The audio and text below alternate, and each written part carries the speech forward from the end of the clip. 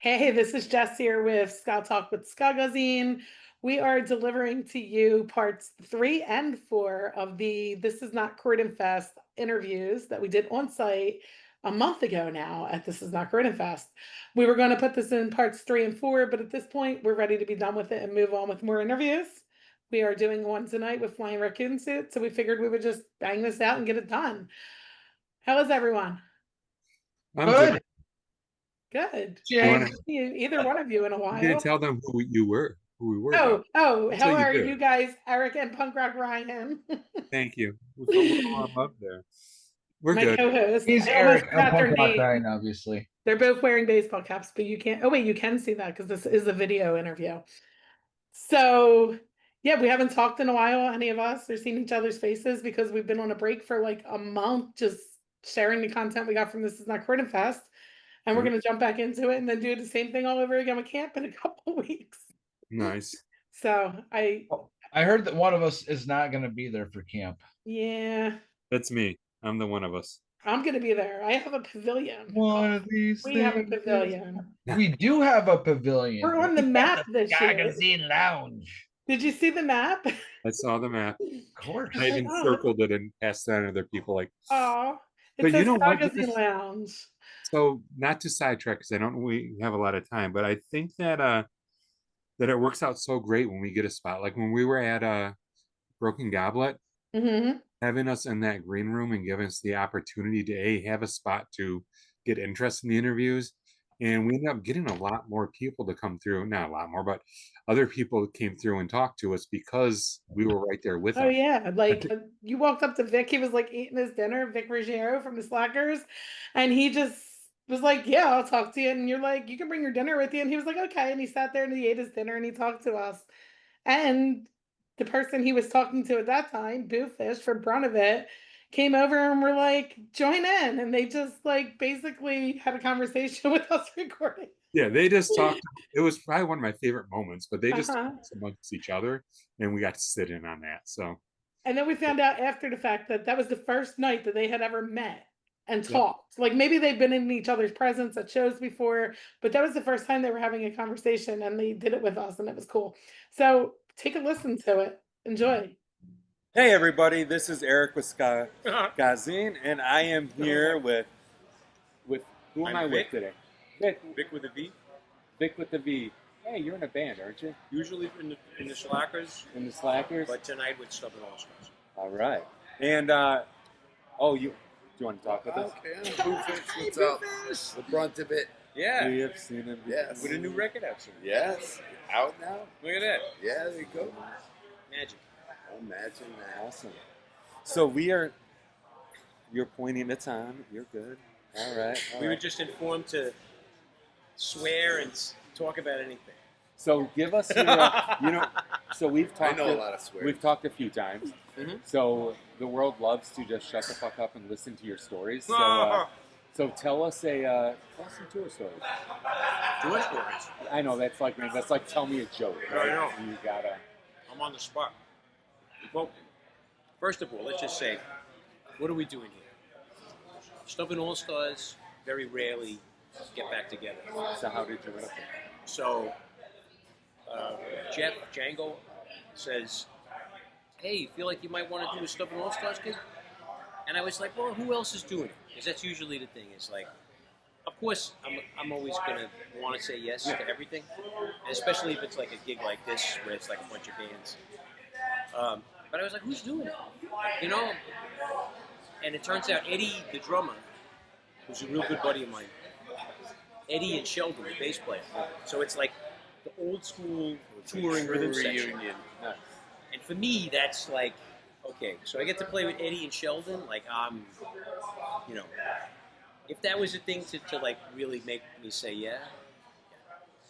I was trying to get everybody else because I kind of like to play with all the old school like fuck ups too. You know, I think like that's. No, but now with the Stubborn All Stars. You jumping in on this? Yeah, but So did you So guys here I get a am. chance to practice, or you guys? Just we going did straight up? practice once. Once, all right. Well, there was a couple of sectionals, and we had one almost full band practice.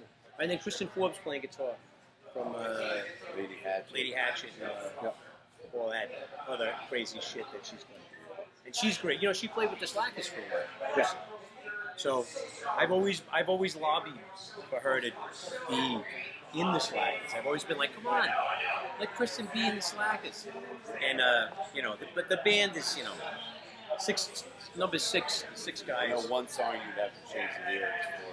Which one? The one where you put on 6 legs, like 1 leg at a time. No, then I'd have to. You'd have to I put change on my the numbers. trousers. Yeah. 14 legs at a time. 14 legs Yeah. at a time. There you go. And we're all sons of bitches. You can still be a son of a bitch if you're a lady, right? Yeah, why not? Why not? So when was the last time you guys played it? Though? So we got together like for another festival, probably about 8 years ago. And that was almost the entire, that was all getting close to almost the entire original lineup. And then we did another one that was very half planned and kind of like, where the Skinanks, who were an old New York band, they were doing a reunion show and asked us to hop on. I got a question for you. What years was the Stubborn All Stars active, like with you in it? Oh, you're taking over. Go for That's a it. good question. I got some good I like questions for you. Go I for would it. say it was concurrent with the early days of the Slackers. Yeah. So I'd say early 90s. And I remember that when the Slackers' first record came out, we were already on tour with Stubborn All Stars. I saw the Slackers at the Wetlands with Voodoo Glow Skulls. Oh, yeah. 100 years ago. I don't know when that was, but Oh, God, I Wetlands. remember seeing you play keyboard and I got goosebumps. And I'm going to say Even that back then? back Oh then, my God. yes, I was just like, just your animated voice kind of had a Billy Joel kind of ska Yeah. feel to it a bit. I'm glad And it to was hear like, I got goosebumps back then, and I always remember that at the old Wetlands. Wetland was so good. Yeah, it's a great spot. We had such a blast up there. Yeah. I saw a lot of bands there. So one of the ladies that used to bartend there, I think was the wife of Roger from Mephiskapheles. Yeah. I think it might have been Yeah. Danielle. Sounds about it. I can't remember. I know that. My mind, we could ask Jeff, and Jeff would know. But Jeff was really tight with her back then. Yeah. Because I think Jeff was playing with Murphy's Yeah, Law. he was playing with Murphy's Law. And, man, we would go in there, and she would be like, all right, what are you guys having, you know? Even on nights off, we'd go in, and she would just set us up. And it was one of those things where when the bartender's trying to be nice to you, like, you're in trouble. Oh, yeah. So, you know, I remember one night that we were coming out of there, and remember there was a place down around the corner, it was called, like, McGovern's?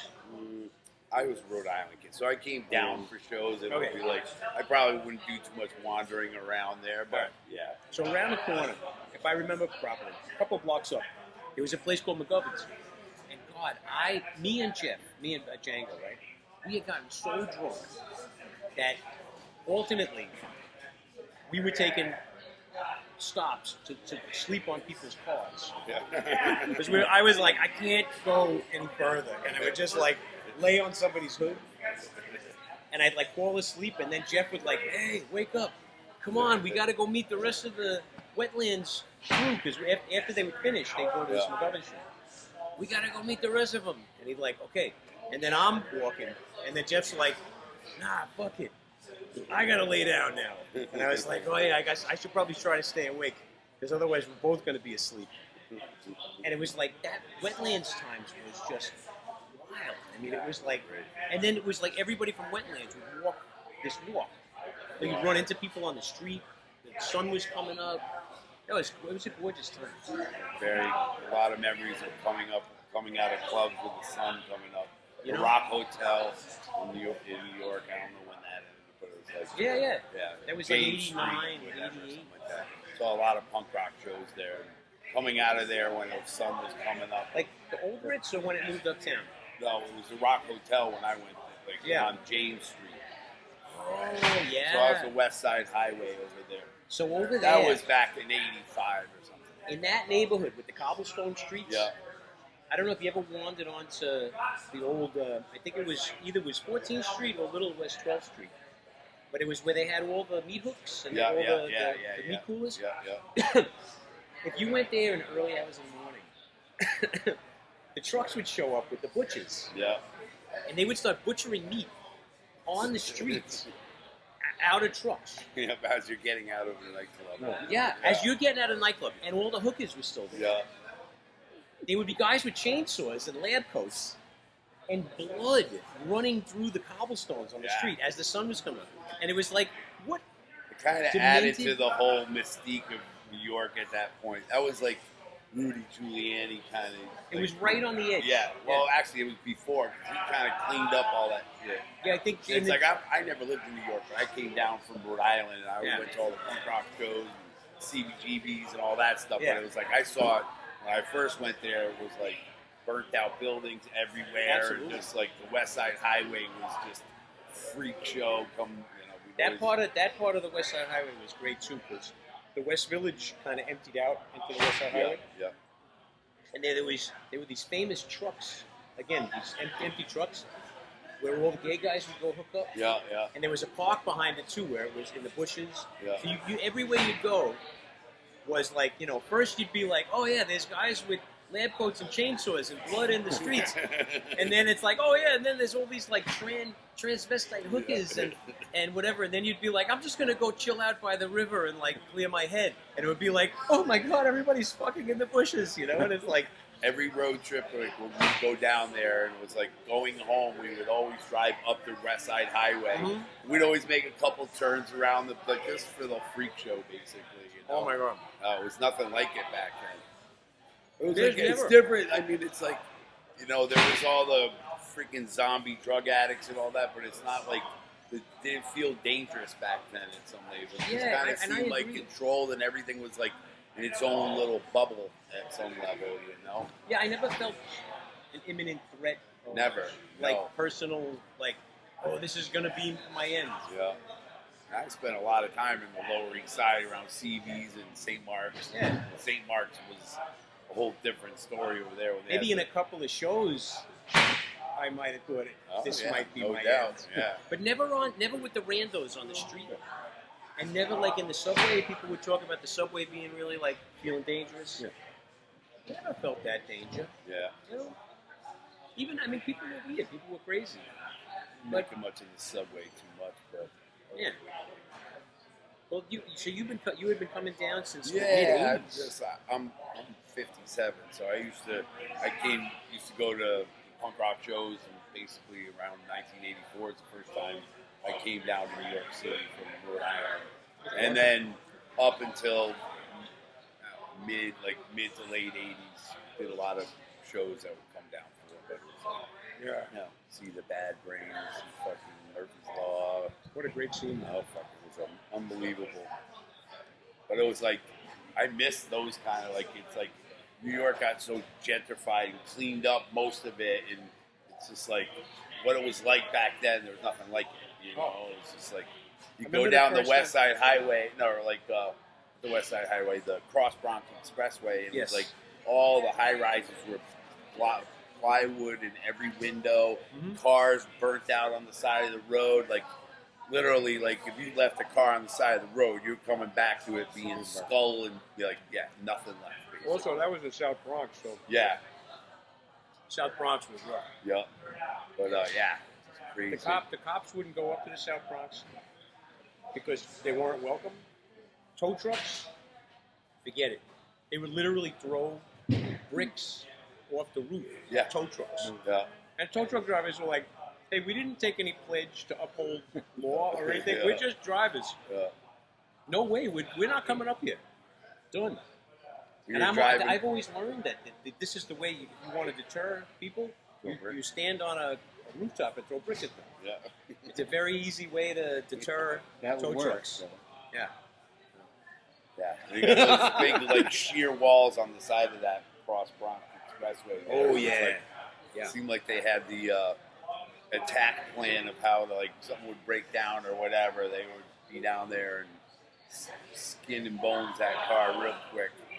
Yeah. Well, back in the old days, it's true. It was that I suppose that was dangerous in the sense that your car, your property was always. We went to a show at the Rock Hotel, which was actually a weird one because it was Murphy's Law was playing, and Harley was playing drums for Murphy's Law. Yeah. And he had a wig on, long wig, and it was like he was like playing the heavy metal drummer That's kind of great. guy. And at one point, I look over, and in the sound booth was Andy Warhol. And then Andy Warhol was in it. It was basically the place was a gay hotel, and he used to hang out there or whatever. But he was in the sound booth, and at one point, Harley gets off the drums in the middle of the song, and he just starts going, Andy Warhol, I see you up there, and he starts getting every expletive of the whole thing. Andy Warhol's goes like, he's like, oh no. It was so surreal. But on the way home from that show, we were driving home, and we were going through Connecticut, and I have friends from Connecticut that we were driving back with, and the guy had one of those old BMW 2002s, like the old ones, redone beautiful. It was his pride and joy, and we're driving over the Triborough Bridge, and the freaking car dies. And so they towed it right off to the first exit off the bridge, right there, and it was like right like a couple blocks away from Fort Apache, the Bronx. Yeah. Like that area. We ended up getting a ride to someone's house to stay at that night. We came back the next morning. The car was like literally no tires left on it. Everything that could have been taken off the car was taken off the car. But, yeah, total stereotypical, like, yeah. But I remember that hell happening. of it. I remember people taking the tires, taking the Yeah, they had the trick on put how it to up on bounce blocks. That was true. That was real. it. Yeah. That wasn't just the movies. Like so many things are depicted in the movies, Yeah. and I'm like, that's not real. Gotta You know? come from somewhere. I was watching a Scorsese movie called what's it called? Not Night Shift, but After Hours. Oh, I love that movie. That It's had hysterical. that Bad Brain song in there. Had the Pay to Come was fun. Yeah, that right, was right. like back in the day, like that being in a Hollywood movie is like the Bad Brains. It was like something like that made everybody gravitate that I knew towards that movie. But was that about that guy trying to get home in New York City? I love that movie. It's so great. And he has a date with like Roseanne Arquette. Yeah, He's just like, come downtown, meet me downtown. yeah. And you're like, that Roseanne Arquette character, I watched it recently. Yeah. And I was like, that's like every girlfriend. Yeah. That's her. She's like mysterious. She doesn't say what the hell's going on. She's got like some weird I medication gotta she's taking. rewatch this movie. I love that. I see it probably That movie saw it is- 10, 20 We're times. probably all going home to watch it later. Oh, so good. No, we're going to an after After party. hours. After party. And it's cheesy because it's like it's Scorsese. Scorsese's like he's from the village, but also like hung out in the Bronx a lot. I didn't know that was a Scorsese. Yeah, and you see the impression. It's almost this very like innocent appraisal of the insanity that's going on downtown, and you're like, that didn't happen in punk shows. Like, come on, like I never walked into a punk show and somebody tried to give me a mohawk. You know, like, come on, give me a break. So it was sweet in the sense too that it's like this kind of guy who's like, oh my god, this is what happens when you go downtown. Like, I heard about these things, you know. But there was moments in that movie too where it was a little too real. Yes. Yeah. So Camp Pennsylvania. I don't know if you've heard of Camp Pennsylvania. Yeah, No, we're but- trying to get on it. Oh, Let us get on that Laura. thing, damn it. Laura, are you listening? Wanted to listen. I like to camp. I got an RV. The second year I went, they were all sitting behind a building doing each other's mohawks. Oh, I really? thought that was the coolest thing. Like, you don't usually see them do I have a it. son. I got to give him more. That's definitely a I'm cool well thing. beyond my mohawk years at this point in time. We're more like a unicorn. Go for the no hawk, dude, right down the middle. No hawk. Yes. Good one. Do you have Well, any you know- music questions? I'm curious. So, when you think of your gateway into music, back in the younger days, what was that first album that you hold in your hands and you were like, I love music? I can tell you the first 45 I ever bought was Undercover Angel, and can't remember. Undercover Angel, Midnight Fantasy. Yeah. Why I bought that album, I have no idea. But every other album after that came from my older sister. So I had Queen, Night at the Opera. The other one was Steve Miller's probably greatest hit. No, The Joker. Those are the first two albums I ever had, basically. Man, Queen Yeah. scared the shit out of me. Really? I remember I had these older neighbors, and everybody was hanging out one time. Like, they're like, hey, let's go over to so-and-so, you know, we'll go to Becky's room. And she had whatever Queen record had, you know, boom, boom, ga, Yeah. boom, boom, Yeah. ga. And I have to tell you, man, whatever the hell was going on in that song, I like every hair stood up. I got like the honest fear, and I was like, I You're don't know an what's- anti-jock because that's the jock anthem. Yeah, Being that, I think it just means you're an anti-jock. It went to the opposite. whatever it Where was. it That gets every song, jock pumped up in the world. yeah, I mean, it was honest fear, and I was just thinking, Jesus Christ, what is this? This is like, I don't know what to make of this. But that being said, it was also that sort of adrenaline rush. It was a thing that got me about punk shows. Yep. I'm curious to hear what your first album. My first album. My mother loved Saturday Night Fever, Oh, and I got to be honest. do the shitty breaking in there, everybody shaking now, saying Yeah. staying And, alive. you know, Oh, Bee Gees are freaking awesome, dude. you know, I don't know what it is, but that shit was very musical. Yeah. And my mother was learning how to disco dance. It was Yeah. like right at the moment when disco dancing hit, Okay. and it was like almost like like kids would learn the new step. Like hey, do the mashed potato, do the whatever, do the Watusi. Do the disco. And this was like do the disco. And I remember my mother was like, yeah, I heard this is the step, and whatever. And we were like sitting in the living room, and my mother put on the Saturday Night Fever record, and I was like, all right. I'm like, so this is music, dancing, like, I'd have to say that was a kind of a moment, and I never really think of it as, I had some pretty early eye-opening to Parliament Funkadelic because I hung out with a bunch of guys that mothers were listening to Parliament Funkadelic, and One Nation Under a Groove, I remember as being one of the early songs that like really, really hit me hard. I just This went is back and all listened. pre-punk rock, obviously, stuff, but Yeah, but Funkadelic, Parliament Funkadelic, I listened to both of those records, the first records of each of those. yeah, And man, talk about like bravely forging ahead. yeah, no doubt. There's country songs on there. Yeah. Straight up doo-wop. Yeah. Gotta Because gamble, doo-wop- drink, swear. Right. All you did to me. Yeah. Good stuff. And I always mix them up, which is Parliament, which is Well, I Funkadelic. can tell you what it is. Funkadelic had no horns. Parliament had horns. That was the thing, and it took me a while to figure out what the difference was because they're all the exact same players in it, basically, but they had horns in one band and not horns in the other. Funkadelic was like psychedelic funk. Yeah. So it was like And I remember maggot brain and that shit. that record. What are you guys listening to nowadays? On your way here, what's on? I listened to Slappers. Oh, nice. Well, I had literally the two albums, the Self-Medication and oh jeez, I'm gonna forget the fucking other name of it, but Slack is record. It's good. yeah, I'm trying to. Well, I was building a restaurant and I literally I had bought a restaurant in Newport at one point and was doing a big renovation in there. In 6 months, I did it all by myself just because I wanted to do it by myself, but. Yeah.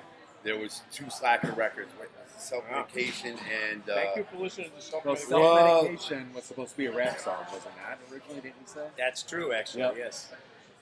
I don't know where I said that, but yes. That's It was at Slackfest. That's why you had Slackfest in Chicago. okay.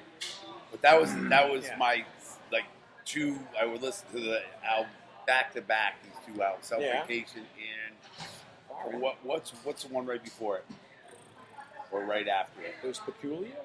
Yeah, Peculiar. I'm sorry. Yeah. So those 2 I would listen Interesting. to like every I loved them. Thought they were great. And that's what I've always kind of felt like the connection of the songwriting. You're like the Beatles of ska to me. The way that you guys Thank do you. We your did. songwriting and just not just saying like Yeah. your level of what you are on the ska scene, but it was more your approach to songwriting. I could see it very Beatle-esque at some Yeah. level. We tried. Yeah. I mean, hey, one time, I think it was a Peculiar I just record. met this guy today, just so you know. Well, We did. We had talked one before. little Really? thing. Yes. Well, I took a keyboard lesson, 2 keyboard lessons, and he sent me some videos.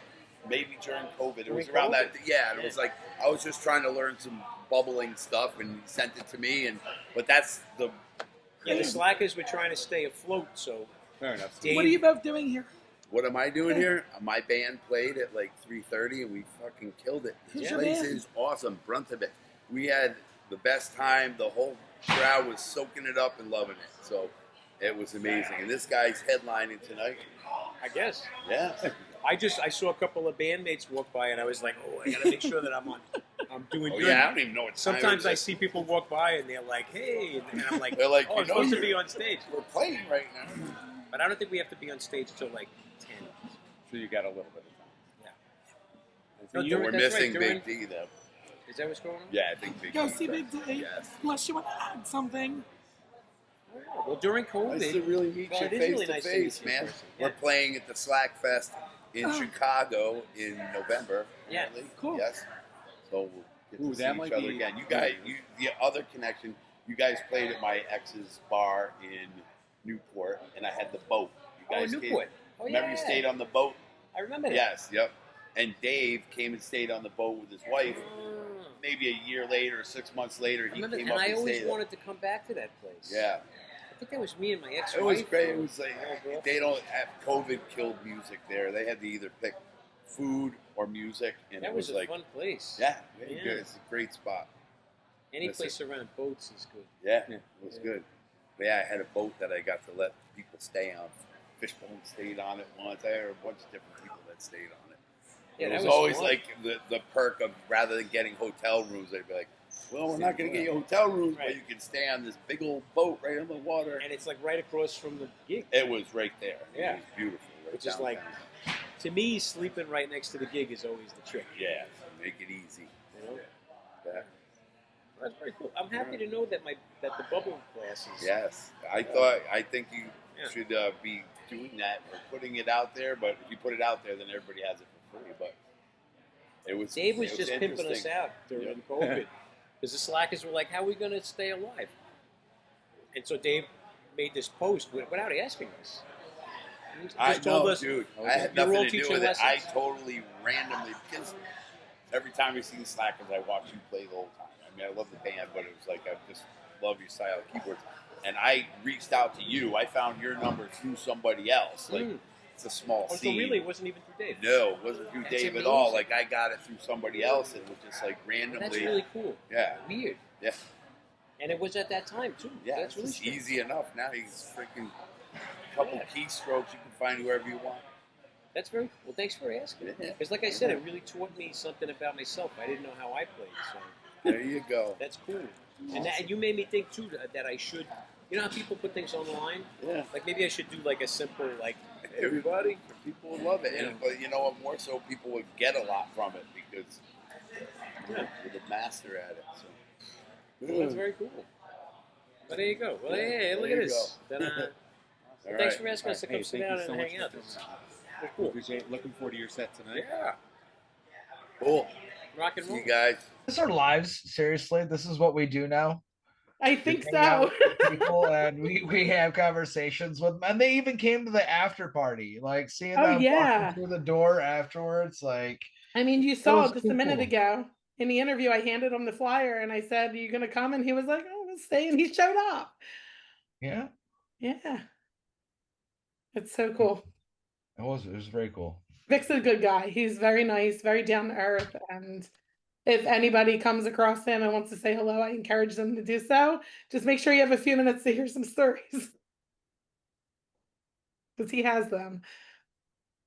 Who do we talk to next? Okay. Oh, well, Roger was scheduled for the time. Roger from the Phensic was scheduled for the time when we were in the middle of talking to Vic and Boofish. And I think we talked to them for like a half an hour. We were trying to keep our interviews to like 10, 15 minutes, but we're not going to tell them to stop, right? We're No, just- and Roger waited so patiently. he sat did. down He was with so me. patient. And then he And- ended up being a really, really interesting person to talk to. He has a lot of insight into music, the scene, how things are going, how things should change. And I want to bring him on for a full episode to talk about more because he has a lot more to say. But what he did share was incredible, I thought. I think so too. And I had not heard the band before or had heard him before that moment. But after talking to him, I was like, I need to go listen to this band. It's Yeah. probably one of the most thought-provoking like interviews that I've taken part of recently. And they're a really good, solid band. They're all very talented, and it comes through in their music. Like it's almost like a super group, you know? Can we share that with our audience right now? The Share interview? what the interview, yeah. Yeah, since Yeah. we're doing this. All right. Hi, hey, I'm speaking for Jess. Say hi, I'm sitting here live. This is not Croydon Fest here at Broken Goblet Brewing in Ben Salem. Beautiful cosmopolitan Ben Salem, Pennsylvania. Let's go talk with Scott is in here. These guys are amazing. So happy to be here. Yeah, the Phensic, keep it real. How's it going? Good. It's going good. Yeah. You were the first question. Uh-oh. You were with what? I was banned with the Phensic, a band called the Phensic. We've been around for 2 years. All right. Tell us a little where you from. We're from New York, New Jersey. We're a collection of ska friends from past. Mark from Boston, my old-time friend from Bigger Thomas. I've known him for 35 years. Greg from the Hub City Stompers. Rob from Newport, George Rock Team, 4 of us, plus Meg. Al, who sings with me from Newport, George Rock. So we've known everybody a total of like over 50, 60 years. And we call it indie reggae soul. That's what we call it. We play ska shows, but we really think about the sound of the more than sound. You have your own sound for sure. Yes. Thank you. Thank you. Love it. Thank you. I've seen you a number of times. Yes. How many times have you been here? This is our 3rd time. I think one of our first shows ever was here. I think our 2nd show ever. So, but we love it here. Jeremy is great. The sound system is amazing. The fans are always great. It's always crowded here. You got a chance to check out any of the bands today? I did. I make it a point to see all the bands. Every band. Every time I go somewhere, I try to see every band I see. But I feel like you could learn something and get inspired from something. So I just saw Bucko 9, I think. Which was They were pretty good.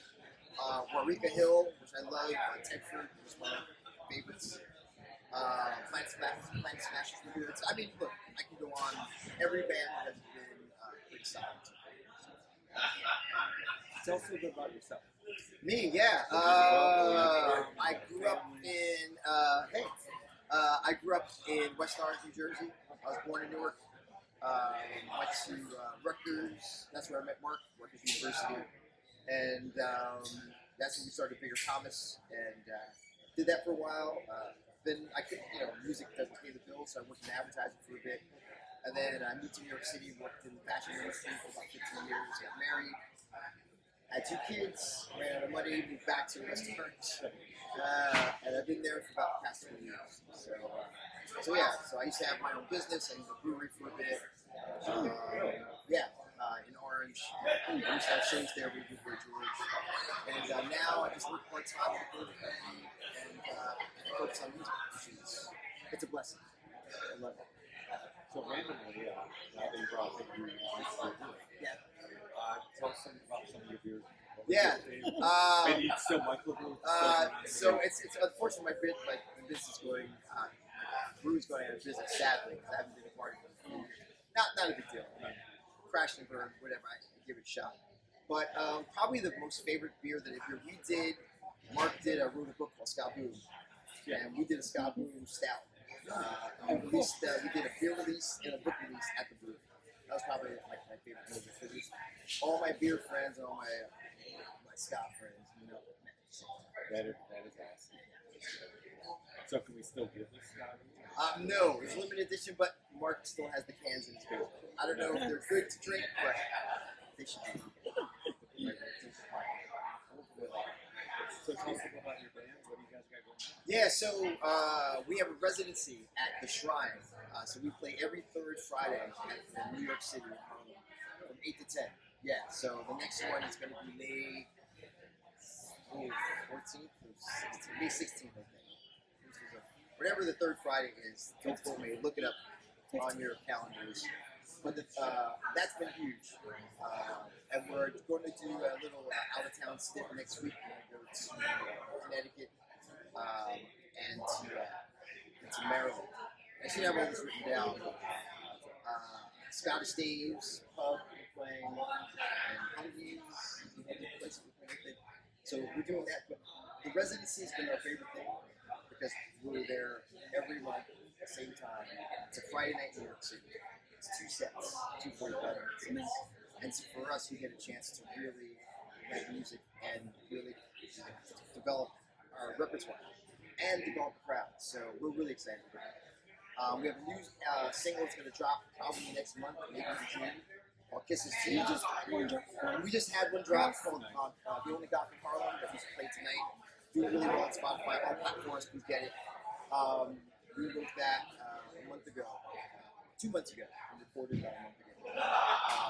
Really a song just about, I love the ska scene, I love everything about it. I always wish there would be more diversity wherever I go. I always wish to see a lot more. And The Only God from Harlem speaks to that in a way that is more empowering than it's easy to get down about it and more celebrate third world. The last song that we did on the set, This Is Deep, that's going to be the last song that's coming out.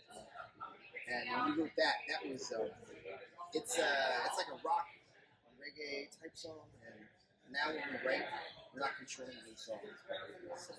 We're letting it go. We used to curate the songs. Oh, it's sounding too loud. We should make it sound a bit more reggae or ska. But now, putting limits on music, putting limits on creativity is never. That's not our ethos.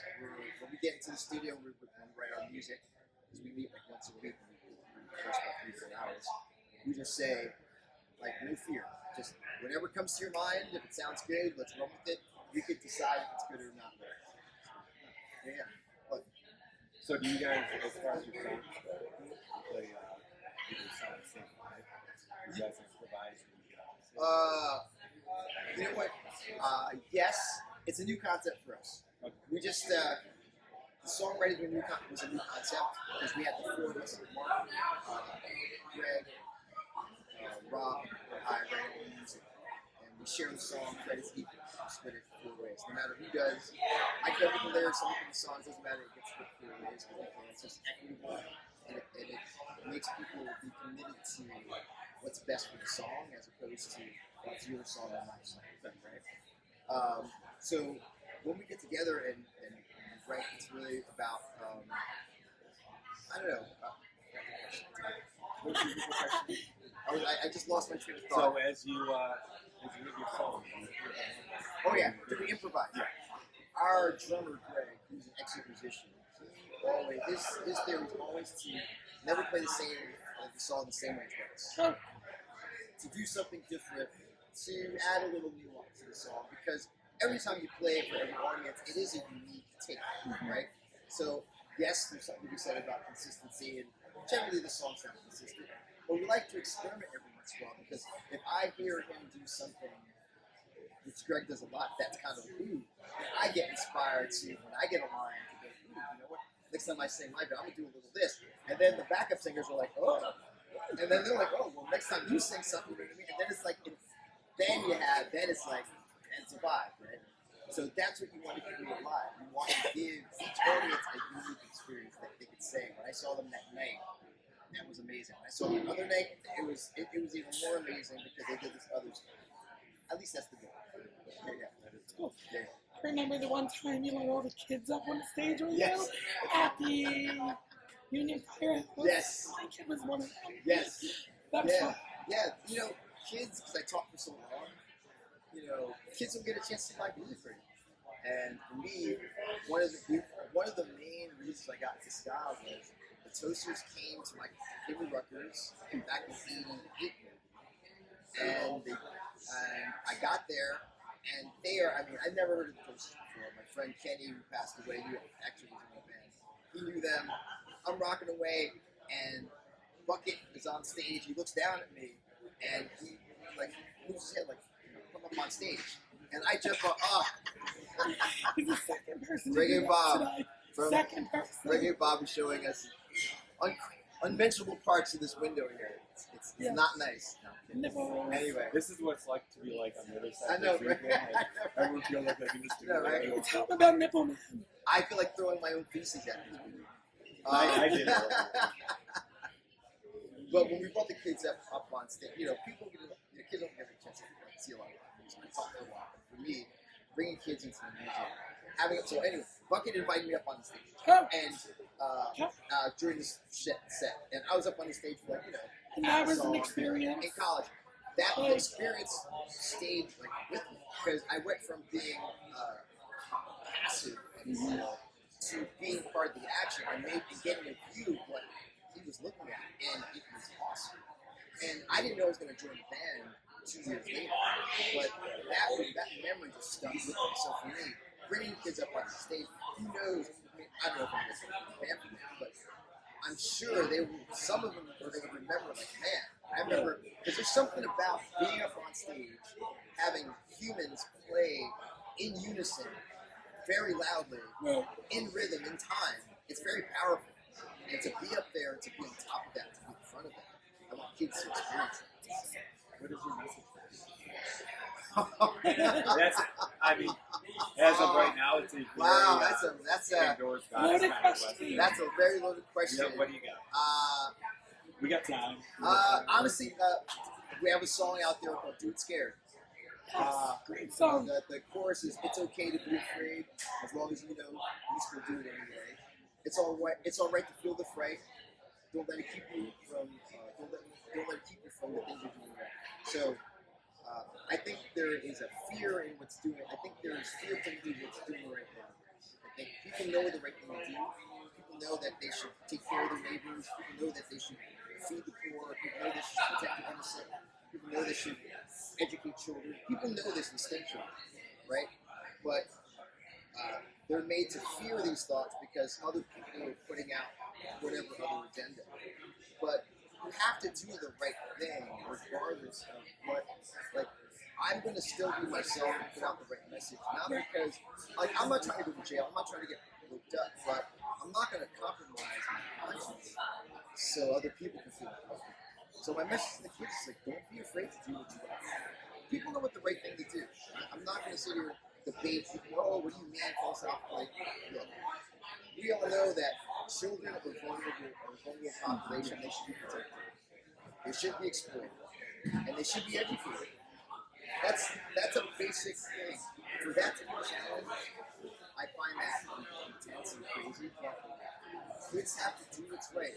I knew that I had white friends who knew that being friends with me, they would get ridiculed back in the day and be the subject of abuse. But they knew it was the right thing to do anyway.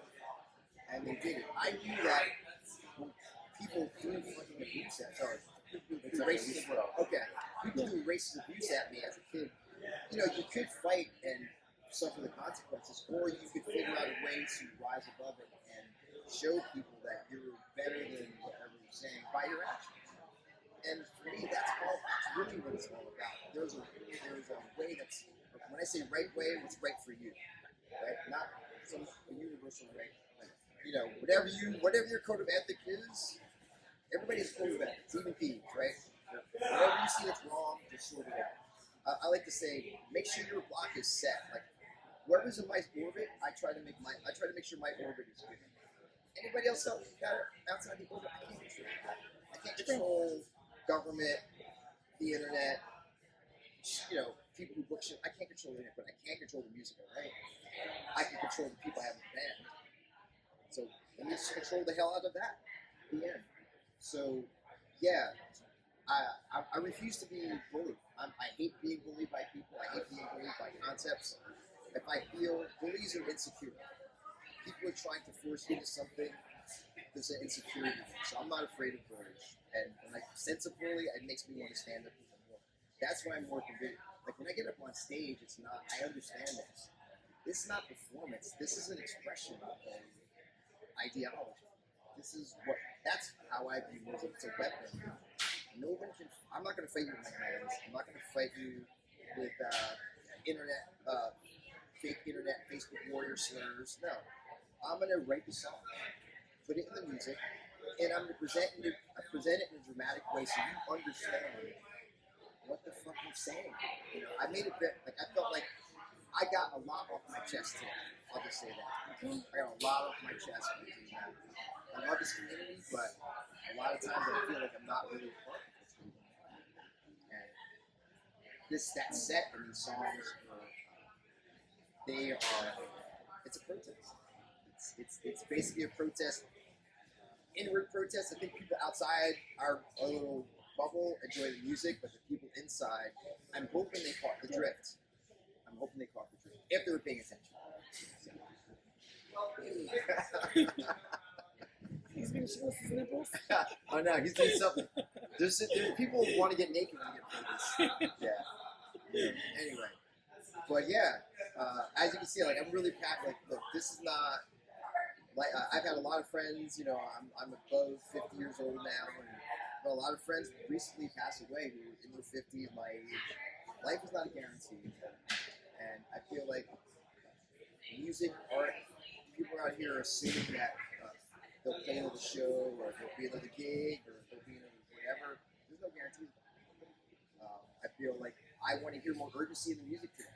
Yeah, there's a time to party, but clearly the fucking party's over, right? So you can still pretend the party is happening, or you could deal with the fact that the lights are on and the place is a fucking mess. So you're like, hey, like the party was great, but now we gotta clean up, and no one wants to clean up because I didn't quit. When it comes to like clean up, I didn't do it. It's not my mess. I'm not the only one. But for me, there's no way around the fact that in order to get your message out there, you have to write great music. There's no two ways about it. Facebook, Instagram, only takes you so far. Shows, you can play 20, 30 shows a year with the same 5, 10 songs. Nothing wrong against that. But for me, I think the fans, the people that follow us, deserve more than a rehash of songs that a lot of us have written many, many years ago. No disrespect, but, or, look, I saw, and I say this all the time, the Special's first album, Two-Tone, right? It's a Special second album. Completely different. Stereotype, completely different song. Select your first album. Super Two-Tone. Celebrate the Boat, the second album. Completely different. English Beat, the first album, I Just Can't Stop It. The second album is What Happened, which had like Calypso on it. So, if the greats were unafraid to take risks in their sound, why are we living in these self-imposed prisons of our own sound? I don't understand. We have all the freedom in the world. We could listen. There's so much great music happening out there. So many great bands. So many great bands. I'm listening to like Thundercat, bands like Jungle, and like so many creative bands out there. Anderson Paak. So many bands. Why are we not hearing these sounds in our music? We're supposed to be. So, black music for ska people ended in 1960. Is that what you're telling me? It didn't go, or 1970, sorry. No, there's no 80s R&B or 90s R&B or 2000s R&B we can incorporate to our sound. I'm not saying you have to be into that, but why are we not experimenting? Why must everybody drink from the same well? Look, I love Rancid as much as the next person, but come on, man. I love Rancid as much. I love Sublime as the next person. Real Big Fish. I want to hear, and not only the audience, but in the sounds that I hear, and I'm relying on the artist to provide that. And I feel like we as artists, we have to do our homework to make sure we're getting inspired to give it back. And sometimes I don't get inspired by it. That's just the honest truth. And I just, I know this is going to come out as like whatever, but I've been holding this in for so long. Like it doesn't make sense to me when it comes to these shows. I want to see a vibrancy, and I do see a vibrancy in certain people into it. But when I hear the music, honestly, I don't. It's not matching up to the vibe. Like I think the audience is ready. The audience is ready for something, and I feel like we're not giving it to them. And collectively as artists, we're not giving them what they really need. We're giving them what we think they want to hear, which is a rehash of our own stuff. And I know I don't want to hear it. Like I don't even listen to my own music. once I record it, I'm on to the next. I don't listen to like everything I've done. I don't listen to it. I don't save it in my library. I like it in my Spotify so I get the recommendations, but I don't listen to my own music because I don't want to think. Look, I haven't written a song that you can hear like the world knows yet. So until that happens, I'm a rookie and amateur, and I'm working towards writing something that everyone's going to be like, man, that song is probably that may or may not happen, but the process of me aiming for that is the art. That's the art. The end. Whether it be the shows, whether anything happens after that, for me, the art is writing, da-da-da-da-da, and then 4 of us, and 2 weeks later, we're in the studio, da-da-da-da is the only golf in home, right? And that's how it happens. And even when we record the song, we have an idea of how the song would sound, but when we actually record it, it sounds completely different. Because people, the energy of the studio, our producer, James, and I feel like I'm talking to your era. I go on for hours. I go on for hours, but again, We should bring you on for a full episode. Huh? We should bring you on for a full episode. Please. But being here again, I don't want to make it seem like I enjoy being here. I love being around my peers. I love being around other musicians. I love the scene. I love the music. But I'm also I'm hard on myself. I've never given myself any breaks. And for us, I know we can do better. When I started in the scene, I know there was a healthy competition of people trying to write really good music. And now I feel like there's a healthy competition of people trying to be popular. Yeah. And I'm like, I wish it would get back to. Well, keep doing what you're doing. Right? Like, we're just going to keep our foot on the gas. Anyway, other bands out there, we're looking for the bands to play with, man. For real. If you guys are down to doing some work, playing some shows, hit us up. Where can they find you? At the Phensic, THEPHENSIC on Instagram. Hit us up there. There's our link there in our bio to all of our links. YouTube, Bandcamp, all of it, the Phensic. Find us. Yes. Thank you so much. Love you guys. Appreciate it. Always a pleasure to see you. And his thoughts on the scene and the changes that needed to happen and just the lack of diversity is really something I think we could all really take to heart. Yeah. And I love how, I've been fortunate enough to see them quite a few times. And the one time they let all the kids come up on stage and sing with them. And that was so much fun. I think we talked about that during the interview. So after that, oh gosh, Travis from Hub City Stompers, my buddy. Are you sure it's your buddy? Because it didn't I don't sound like know. it in the Sometimes interview. we're friends, sometimes we're not. No, we're always friends. I heard his other was He's always like, don't piss me off, Chess. I don't know. He did have the the meter going on about how much you had pissed him off during the interview. Yeah, he did. Remember, he had to be quiet as he got closer. Why don't we just let people hear it? Yeah, sounds good. I mean, I got a bottle of Malort in the She car. does have Oh my God. Why is it not in here right now? That shit Because was. I'm pretty sure they would not let me do that. Is that legal? Apparently they shot him filming. This ain't fucking. God. That shit. That was thrust upon me at a Christmas party up in North Jersey. Holy shit. Oh Lord. It's like champagne in Michigan. Man. Yeah, apparently so. Yeah. What did you do that was crazy that night? Midwesterners and shit. Oh boy.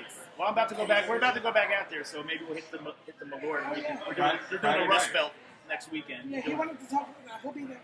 Oh yeah. He's from Detroit. Oh yeah. With Killer Dill, right? Yep. Friday night. They made it a Scott Friday. They moved it a day just for us. I know. Special. I know. It's normally Scott Thursday. It is. I'm usually there. He said we ain't coming out on fucking Thursday. Better make it a Friday. No. Abby hooked us up and made it Friday. So yeah, Killer Diller HCS in Detroit. Awesome. It's been too long. Who else is on that? Oh, the Loyals. It's their first show, actually. Yeah, that's a great fucking lineup. Eric, Abby, and Karen, Yeah. Stuff and Maddie. Isn't I saying that right? And then we're doing Pittsburgh the next day. So my place of birth. Fucking, but yeah, Detroit. We haven't been to Detroit in a minute. We used to play this club with 2500 Club. It was amazing. It was. I mean, I believe it's all like, from what I heard, all gentrified now. And there's like a stadium that stands where this place once stood. But man, it was the seediest, dodgiest. Oh, I loved it. It was so good. And like, you know, we fucking mess with, you know, hang with the locals and break balls with the locals out front.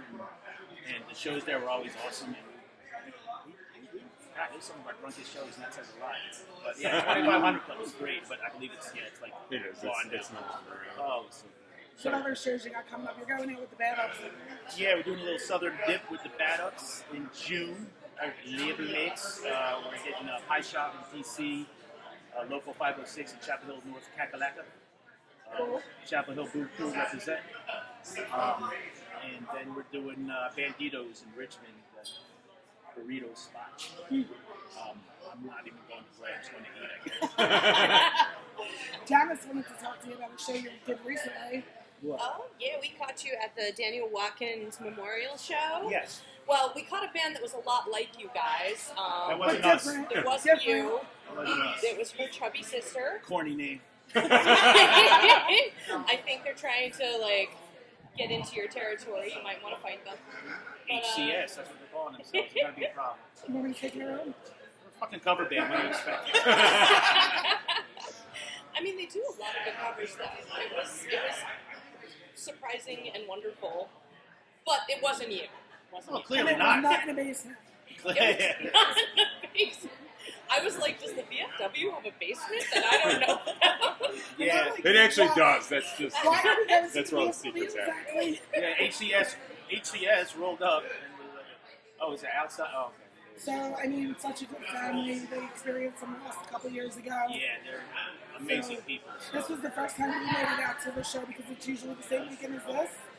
Oh, Yeah, I is know it usually Kat- the same week? yeah. Yeah, I know it's always closed at least. I mean, I know which was the Kat issue. did it last year, so they had to leave this to do it. Poison Ivy, the guy's mother, her band is awesome. Yeah, I Dorothy's hear band. she may be showing up here tonight. I believe so. I thought they brought tickets, so I hope so. Yeah. I hope they roll up. Something sexual Dorothy happening. and Maddie and maybe. I don't know if that's happening. Maybe's always a safe Well, answer. we have a shorter set here than I thought, so we might not be able to swing that. Okay. Because, you know, we're not a cover band. So No. if we were going to do a cover, we might take another month. You would have to ask Jeremy to book her chubby sister. Exactly. Well, Yeah. or extend our set by 5 minutes, either way. But if we were going to do a cover, we just figured we'd do something that people here would, you know. Because, yeah, if we do that, Makes sense. people be like, what the hell is that? Which, you know me, I don't care. I'm not one to really give a I shit. feel like that's a good desired reaction. I like to be surprised. But yeah, that was a great show. It was good because, you know, I don't know, you know, it was mostly a built-in crowd to come and support them. But there were some people that had come out to see us, and they were probably like wondering, like, are they actually going to play and no, I said, no, nobody's here. Hub City Stompers songs. I'm like, No. this band is calling themselves a cover band because they're not Hub City Stompers. Exactly. Cool. But I expected to hear your music. So it was fun and interesting. Yeah, some two-tone classics and some stuff that has, you know, no, the type of covers we do with songs that have no business being ska reggae, typo negative. Oh, nice. Gary Newman, you know, a little of that. So that was fun. How about this show, Eric? What about this show? What about the show? You've got the outline, and you know I don't have that. It's way over there Sorry. on the flyer. Oh, thank you. I was So are we. supposed to be here. Hey, you guys have played this show a few times, haven't you? This show, yeah, we've been on Croydon Fest. How many times have we been on? I know we were on last year. I've seen you 2 times Yeah, before. I lose track. But you play here other times, so they kind of like. Yeah, How many exactly. fucking times have you played here? I don't know, what, 5, 5, 6? 6? I don't know, something like that, maybe. 14? It's great. Always a great time. Man, You got a I'm just visitor. happy to have a. Lizzie didn't show his nipples. Everybody's showing their nipples on the glass. Well, Oh, they're that both- hasn't happened with me yet. You're all men. They're all men. Okay, that hasn't happened with me yet. I still want treatment. Apparently, when people see people on the other side of glass, it just says, I need to You show my literally nipples to happened them. like 4 times yesterday. while we were in It's the only been nipples so far, huh? Yeah. So I mean, far, until Travis comes I was out. going to say, maybe I'll get something a little extra. The day's still Yeah. young. A little pressed ham, little, something. Come on. But no, I'm so glad there's like I said, this venue's here. It's like the Trenton area, right across the river. Now it's like screwed for venues, so I'm so glad that this is here. And that Close enough. booking shows because Yeah, exactly. Look at us. It's a wonderful thing. A wonderful thing. I never take that shit for granted. So. Yeah. And this fest too. I mean, any time he wants to put us on, we'll be here. Who are And you if he doesn't want to excited put to us on, You'll still be here. You Anyway. just gonna show up anyway. no, I'll just figure out You're always some other here. iteration of like, hey, let me do this project. I'll get on one with you. This show. And Travis does show up to support the band, so he's in the 10 years well a lot. Yeah, this night is this Sunday night lineup is off of Cheese Nips. It's perfect. It's good Who for Sunday are night. who are you excited to see today? Play with all my friends tonight, man, and fucking party. Everyone's on. I mean, the band Dulu's, which is, they're our homies originally from Texas, and then from the PN Dub, and those are our brothers and sisters, man. And I mean, meth. Come on. Meth, cat, bite, pie taste. I mean, come on. That's our fam, man, and that's like our party people too. Like we're on. I mean, we love playing with all sorts of people, but when we're on a certain band, it's the same night, same stage, just like certain elements that that's a certain special element with some of them. It's just like it's just party night. This is probably going to be the first time some of these people see anything played off the new album, Drinking Range. Yeah, I guess. Because whoever wasn't at the release show on December 6th. Mm-hmm. And then after that, we've only played. Well, we're supposed to play Jersey, but I had to cancel that because of the death in the family. My dad passed away, and then but then we went down to Florida, and that was like okay. So up here we haven't really played it out much other than the release show. So I'll play a few more jammies off of that tonight. Why not? It's a hard balance. Like you want to do a new album, but you want to put some classics in there, but you don't want to play the same shit. It's like, and we got shorter set like I said. So How long is your set? 30 minutes. 40 minutes. There you go. Left. The other nipple. All right. Thank you. I was just saying. I want balance. That's fair. I want balance. Appreciate it. All right. Now do you feel better? Yeah, I do actually. Like, I do. why is nobody showing me? I did feel left out. I mean, like I said, we're HCS. We used to being left out, but I didn't want to be left out of nipples. Fair enough. Nobody does. Let's talk about Rabbit Trail. What? Talk about Rabbit Trail. Talk about a happy trail. Rabbit Trail. I can't talk anymore. Oh. She's losing. I'm losing my voice. Where I are we love going? it. It's great. Okay. We are curious though, because Jess told us you almost didn't do the interview because you don't like it. I didn't say that. I said that. You said, I don't can piss me I can off. show you the transcript. Never did I say I didn't like her. What did Never you say did I about say I that? wasn't going to do the interview. Fair. I had a humble request to not piss me off. Fair enough. But never pissed him off. Did she piss you off? I never even said he pissed me off after the fact,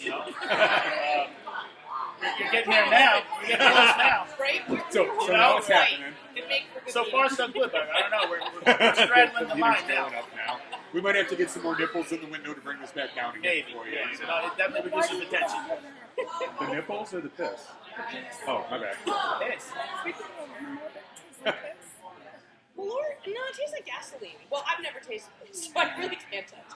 Why are you pushing Malort on people if you ain't even willing to drink it your fucking self? I like it. No, Oh, she okay. doesn't drink gasoline. It still She tastes drinks like Malort. Oh, I thought she said she wasn't drinking Malort. I was like, don't you dare do that to people if you don't drink it yourself. And don't knock gasoline. We've You try it. decided it's like cilantro. Some people like have the gene that they don't get the bad taste, and some people think it tastes like burning tires.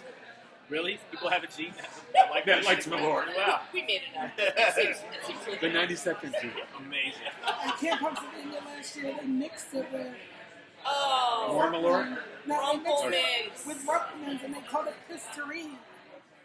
Okay, I mean, at least they titled it aptly. That's nice. Jesus. Terrible. Terrible. Shameful. So we didn't know if Jenny was going to make it or not, but Janice had something she wanted to relate to her, so we're going to include it on this. Oh, sure. Or you want to relate to Jenny? So we're always like loving Jenny's style. She is always dressed to the nines. She looks fantastic. I own a closet full of dresses. I never wear. I'm lazy. I throw on jeans and a shirt and I go. And today we decided it was Dress to Impress Sunday. A bunch of us decided we were going to dress up, dress nice, show out, to come here and do some fancy ska. So I appreciate her effort and that she inspired some of us to do the same. I have to do a picture with her today. No, That would be awesome. Elevated I style. did not do that. No? What are you talking I thought that was your dress to impress, sir. It is. You always impress us. You're just to impress. Just to impress. You're right. You're right. I feel bad now. I feel like I gotta go get Andre whiskey. He always supplies me. They have whiskey. Jeremy makes his own. Right here. Can we tap that thing? I can probably snag it. Oh wait, we're recording. Yeah, you're recording. I should have just pointed at this when Andre came. Oh, What There's are you your talking whiskey. about right there? Jeremy's coming. Jeremy- He oh, heard here. us. He fucking heard us. Yeah. Great, we're getting shut down now. Thanks, sir. Andre has a special request, like a bottle of whiskey, please. Is he coming in? Ooh, bless me, Gus. And when me and Andre hang out at shows, we just pass and flash back and forth. Yeah, have a good time. Anything else you want to plug for the people? No, I mean, talked about there's road hits we're doing. We're working on some other stuff for the summer. And I'm just waiting on confirmations. Get a little farther west. Some other cities, no festivals or Just anything? waiting. No festivals that I can announce at this time. Got you. Yeah. Oh, I'd love to play that again. That'd be great. I hope we get Hopefully on it. it works out. I hope we get on it. You know? Oh, that is awesome. And then, yeah, I mean, we'll see if we get booked on this again. I heard they were looking at your chubby sister now. Who is it? We did our debut. Was that the first time? No, so the Her Chubby Sister has performed before, but never a full cover set. Okay. That was an even more special, unique circumstance. You guys caught something really special there. I Don't know when it'll be repeated. And I even saw your banner talking about it, so I'll probably put that before this. Perfect. But it won't have video. So I'm pushing off. There you go. You went and did it. Too late.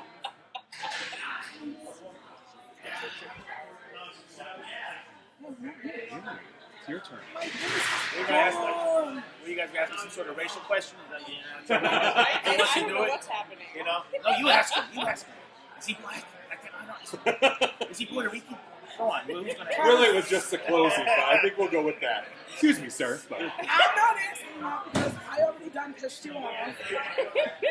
And I don't care what you want. I'm trying to listen. You're my boy. It's not gonna piss me off. all right. All right. Well, we are closing up here for a little bit to watch a couple bands. Thank you so much for coming out and hanging out with us. Or not? Is that what you said? I just saw What the fuck do you want me to do? I want to know, were you here for Birth Control yesterday morning? You're pissing me off wasn't now. in Ugh! It's her superpower. I pissed everybody off. I I'm wasn't starting in to the actual room, but You yes, I heard heard them? them. They were so fucking good. They just walked by me, and they were so happy to be playing this. And I don't know, they've been around a long time. They're not like babies. I don't know where to go. I want to know what you You thought of seem it. kind of sentimental about it. I I am. feel like they definitely found their people. Yeah. This is our people. You know, like this is such an amazing event that we do not take for granted. How many great bands come together, how many new bands get people to see them that would never probably see them otherwise. Like, can the you- smiles on their faces Exactly, yesterday they were were so just happy. infectious. How many It's bands just like genuinely how many people are like forced to see bands they don't want to see, like with us, Where I was going with that was like, can you think of like your first show that made you feel that way? Oh, geez, I don't know. I mean, I felt that way ever since I was a teenager going to hardcore shows. Like as far as finding family and community and everything, in a place where making that discovery. I mean, ever since I've been in the underground music scene, I've felt that way. So it's wax and rains and had its ups and downs. And you know, shitty things in it and good things in it, but I mean, still, that first time I fucking walked into City Gardens in Trenton, New Jersey in 1987. She's been there. I have not. Yeah, it was I like- grew up there. My I- brother took me to so many shows. I lived on Bellevue Avenue. So, 1987. When did you start going? I was 14 for my first show, so probably like, I'm not good at math. No, I mean, I don't it mean was to age you or like anything. 91, 92. Okay, fucking damn. over you. We must have crossed paths, man. You know, I was banned before. It closed in 95, but I got banned from there in 94. So. It went downhill a little before it closed, too. It got weird. Yeah, they started. Yeah. 94 is a bad year up here, right? Yeah, we're not going to ask him why he got banned because we did a previous interview and he shared that story, so you best go back and listen. There you go. Exactly. Oh. Well played. All right, Travis, thank you. We are so looking forward to seeing the real HCS today. That's right. So bring it. Bring what? Are you talking about nipples again? You got those. He said he was going to do that. Okay. All right, y'all. Thank you so much. Sure. Thanks for hanging out with us. It's great to see all these overwhelmingly white faces at the Jamaican Music Festival. Jenny, you look like you're feeling romantic. It's all about love. If you've ever had anyone in your life that basically sucked the life out of you, and then after you got rid of them, you felt so much lighter, we all have them. She really misses him. Like I miss hemorrhoids. So while you sleep.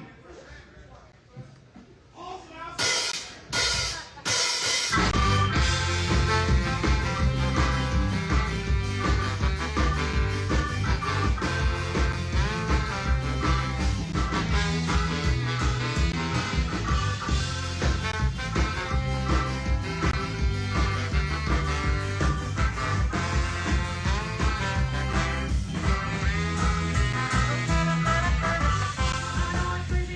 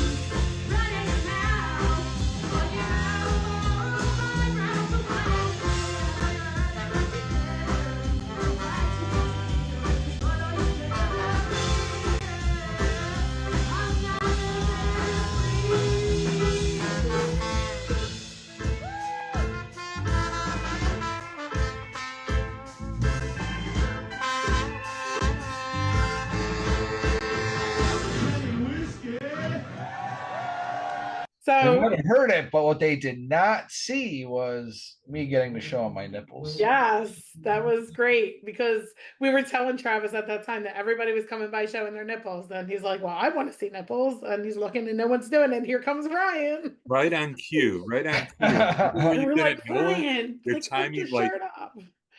like somewhere He was, needed, like, not we just used to one, he close. needed both of them.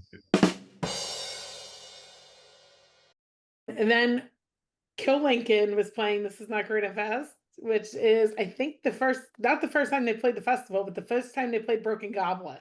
And I was really, really excited to see them play. And we got to talk to one of them. Ryan did this interview. You want to talk about it? Oh, an interview I was actually involved in. Yeah. Yay. How did that interview go, Ryan? Oh, that was so much fun sitting down and talking to the guy who interviews people for yeah, like you said, they played when it was still Croydon Fest, but this is their first not Croydon Fest. So yeah, we talked about how Ume is over in Japan. We talked about why am I talking about it? You just listen to it. Yeah, let's play it. This is Punk Rock Ryan here with Ska Gazine. We are sitting down with Drew from Kill Lincoln. So we're so happy that you guys are here and playing this year. Same, right? Yeah, this is not your first festival in this area. You've played, this is Croydon Fest before, correct? Yeah, we did. This was Croydon Fest, and we did the Neshaminy Creek Brewing Party anniversary one year too, which I think is nearby as well. So yeah, it's always been really fun. It's great to come back here, and yeah, like you said, we haven't done it since at least the pandemic. Yeah. Good So what to do you be think of the new venue and the new layout and everything? It's beautiful. I mean, it's spacious, it's clean, it's got a balcony, great sound, the bars are not overpacked, they've all got great stuff, ton of NA options. The crowd seems to have room for, a pit and ample dancing. I can't complain, right? No, I mean, it's an awesome facility. I'm stoked to finally get here. I know Mike, we didn't play last year, but Mike got to attend it, and he was raving about how nice of a venue it is. So good to finally be here. Yeah, the lineup last year was absolutely incredible, and it is this year too. We just got done watching Hub City Stompers, like we were just talking about. You guys are playing Mephiskapheles, Pie Tasters are on tonight. Who are you most excited to see? Well, I am pretty excited to see, I'd say, Catbite, because I haven't heard any of their new songs, right? We play a lot with Catbite, but we haven't heard any of their new songs live. So that's going to be really cool. And I was really excited to see the Bandulus, who I listened. I one of their albums I put on a lot, and it's a band I've never seen live before. I think they're from Portland, Oregon, right? So, I mean, I live in Baltimore, and so unless we play a show together, it would have been pretty hard for that to happen. So I'm really glad that I had the opportunity because of this festival. Yeah, Catbite did just release a record. I've checked out some of the videos and stuff like that for Doom Garden. Yeah, and Die in Denver. Those are some fun videos that you can tell they put a lot of work into. Yeah, it's a great EP. I heard some of the new songs yesterday on the radio. They did like some segment and played the song Remediate. I thought was I think people are really gonna like that one too. So and it's on you can buy it online. I think. Yeah. I'm gonna pick one up here, absolutely. But you guys just released another record last year, didn't you? Yeah, No Normal. Yeah, No Normal. Still new to us. Still new to ska punk, I say. Yeah, it's like 23 minutes. So if you got 23 minutes, you can get through a lot of Kill Lincoln. It feels longer, I think. There's a lot going on, but it's efficient. It's a lot like a live show. Yeah, absolutely. So you're a busy guy. There's another project that you were working on here last year that you released as well. This is New Tone? Oh yeah, the movie This Is New Tone. Love This Is New Tone. Yeah. If you had a chance to see it, I hope you liked it. If you haven't, go check it out. I only hear really good stuff about it. I saw a guy here, Daniel, who came to our Richmond show. He picked up the DVD, and he told me he's watched it like 30 times today since then. And that was like 2 months ago. So a lot of replay value, great DVD, great movie. This is New Tone. Yeah. It's great. I love it. Yeah. But you guys are a man down today, correct? Yeah, we don't have Ume right now. Ume's in Japan touring with Hey Smith, but we are with Ska Tune Network himself, the CEO of Ska, Jeremy Hunter. So super stoked to perform with Jeremy, and they're just an incredible musician. they bring all this live energy to the show, which is kind of like a must do for our bands, right? And we've gotten pretty good at safety crews, so excited to protect them tonight. Yeah, protect them. Made sure to pick up a Jared Safety Crew shirt earlier. Oh, so, nice. Yeah, you got to put it on before the set. Absolutely. That way we know you're a helper. Yeah, Yep. we know who to look for. Well, I'm no stranger to crowd surfing, so I know you're not either. Yeah, no, it's very fun when the waves are good, right? Yeah, it's pretty therapeutic. I love getting up there riding on top of the crowd. Sergeant Skag had their swords out on Friday night, so nice. That was fun. I had one, got to stab everybody while I was floating around. So, do you guys mind standing up and doing the rest for a minute? Sure. Yeah, I told you I double booked yourself. Yeah. They just brought the group photo to us. That's crazy.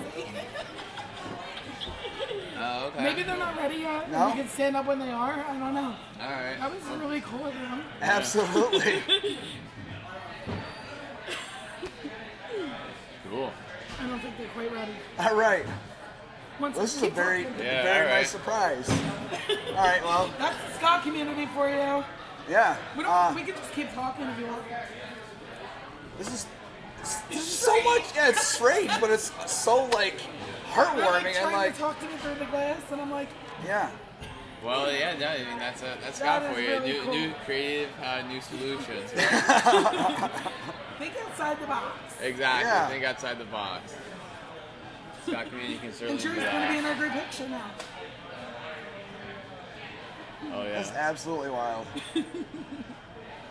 That's love right there. Ryan, you got to do the safety crew. The safety crew salute. There we go. That guy's got a Scott P shirt on. That's cool. All right. Cool, let's finish up. Thanks. Well, yeah, a lot happening around here. You can tell, right? Well, it's like a family reunion. You know, Yeah. Seems like everybody's played with each other, or they're in their bands, Yeah. or filling in for one another. So yeah, when you see love like that, you know you're at a ska show. That and a guy in a banana suit. Yeah, Jesse's out Speaking there. of, he just said hello from the porta potties out there. Oh, nice. Hi, Jesse. Oh. How you doing? I haven't even seen him yet here. He's I here. saw him in the crowd. I think he says Mile High. Scott on the back Yeah. with his bandana today. Jay's been here all weekend down in the pit with us, and he actually finally got a self-portrait on his arm here at the festival. Oh, He got really? a skank and banana, so. Oh wow, I it have to was- see it. Yeah. That's awesome. Very cool.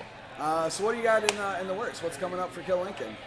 We're playing Punk in the Park in July with Streetlight, We Are the Union, Catbite, a ton of other bands. We are doing Buffalo Ska Fest in August, and then the Pittsburgh show we just announced, Big D, Best of the Worst in Kill Lincoln in Pittsburgh. The venue is really cool. It's where I did the New Tone screening in Pittsburgh in January. I'm so excited to go back to it. Bottle Rocket Social Hall. So that's gonna be a great one, and then hopefully figure out some new stuff for the fall to get into. Awesome. Yeah, we don't want to we don't want to let up. We're having a lot of fun touring on No Normal and playing these songs. So even though I know we got Ume is kind of the wild card, but so a little to figure out. But we're gonna keep going and hopefully Ume can make a stop in. We'll see. I don't know. He's busy over there, but he's doing great. Everything's great. That's awesome. Yeah. Hey Smith The is a future killer is band, unknown. so I got to catch you guys last year. I think Just did as well when you did that run with Oh yeah. The Philly Philly show. Brooklyn. That Philly show was one of the best shows I've ever been to. Oh It's my funny god. because when we were in Brooklyn, Ume was standing back there with the biggest smile on his face. And I sent him a video of him, and I'm like, this is you living your best life, and now he's fucking playing with him. Yeah, it's pretty That's amazing. insane. It's pretty amazing. I mean, Hey Smith is very lucky to get to play with Ume, right? Yeah, for real. And vice versa. Wonder what kind of trouble he's getting in, where he's standing. Yeah, we'll see. Yeah, I mean, you got Jared Knight to look out for. So. Yeah. But where can we find you No Normal and pick it up? Just go to Bad Time Records. If you go to Bad Time Records, you can find everything there. I'm sure the Killing website has it, but if you're here, like you're Jesse and you're live, come by the merch table after the set, and we'll give you anything we got. We got That's Cool Records. We got No Normal. We got Can't Complain. We have the Less Than Jake split we did, and then we. The only one we don't have right here is the Good Riddance. We have that 10-year anniversary reissue that's coming out. So really excited to revisit those songs too. So we got a lot going on. Yeah, I mean, we'll stay busy, but yeah, check it out online and come to a show. That's the most important thing. Come to a show. So follow you on Facebook, Instagram. Instagram. Streaming everywhere. Yep, exactly. Spotify, Apple Music. Hopefully, wherever you listen to music, Hopefully a car driving by really loudly with its windows down, something like that. And share it with your friends. Yeah, share it with your friends or your enemies, right? Maybe they'll turn around the relationship. Yeah. Well, thanks for having me, Ryan and Jess. This was fun. I appreciate it. Thanks for doing it. Yeah. Let's have some fun during the set, right? I'll see you out there.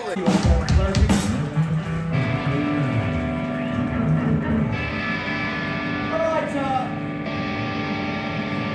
who's seen Kill Lincoln before? All right, well, that was our last song. Thank you. Good night. Don't do it. Well, this song is about going to a big old sold-out ska festival when your back hurts, you're on day 3, your knees hurt, your voice hurts, you can't talk to anybody, you drank too much, and you got to go to work tomorrow. And you know what? Who gives a fuck? Because we're having fun. This is the good shit.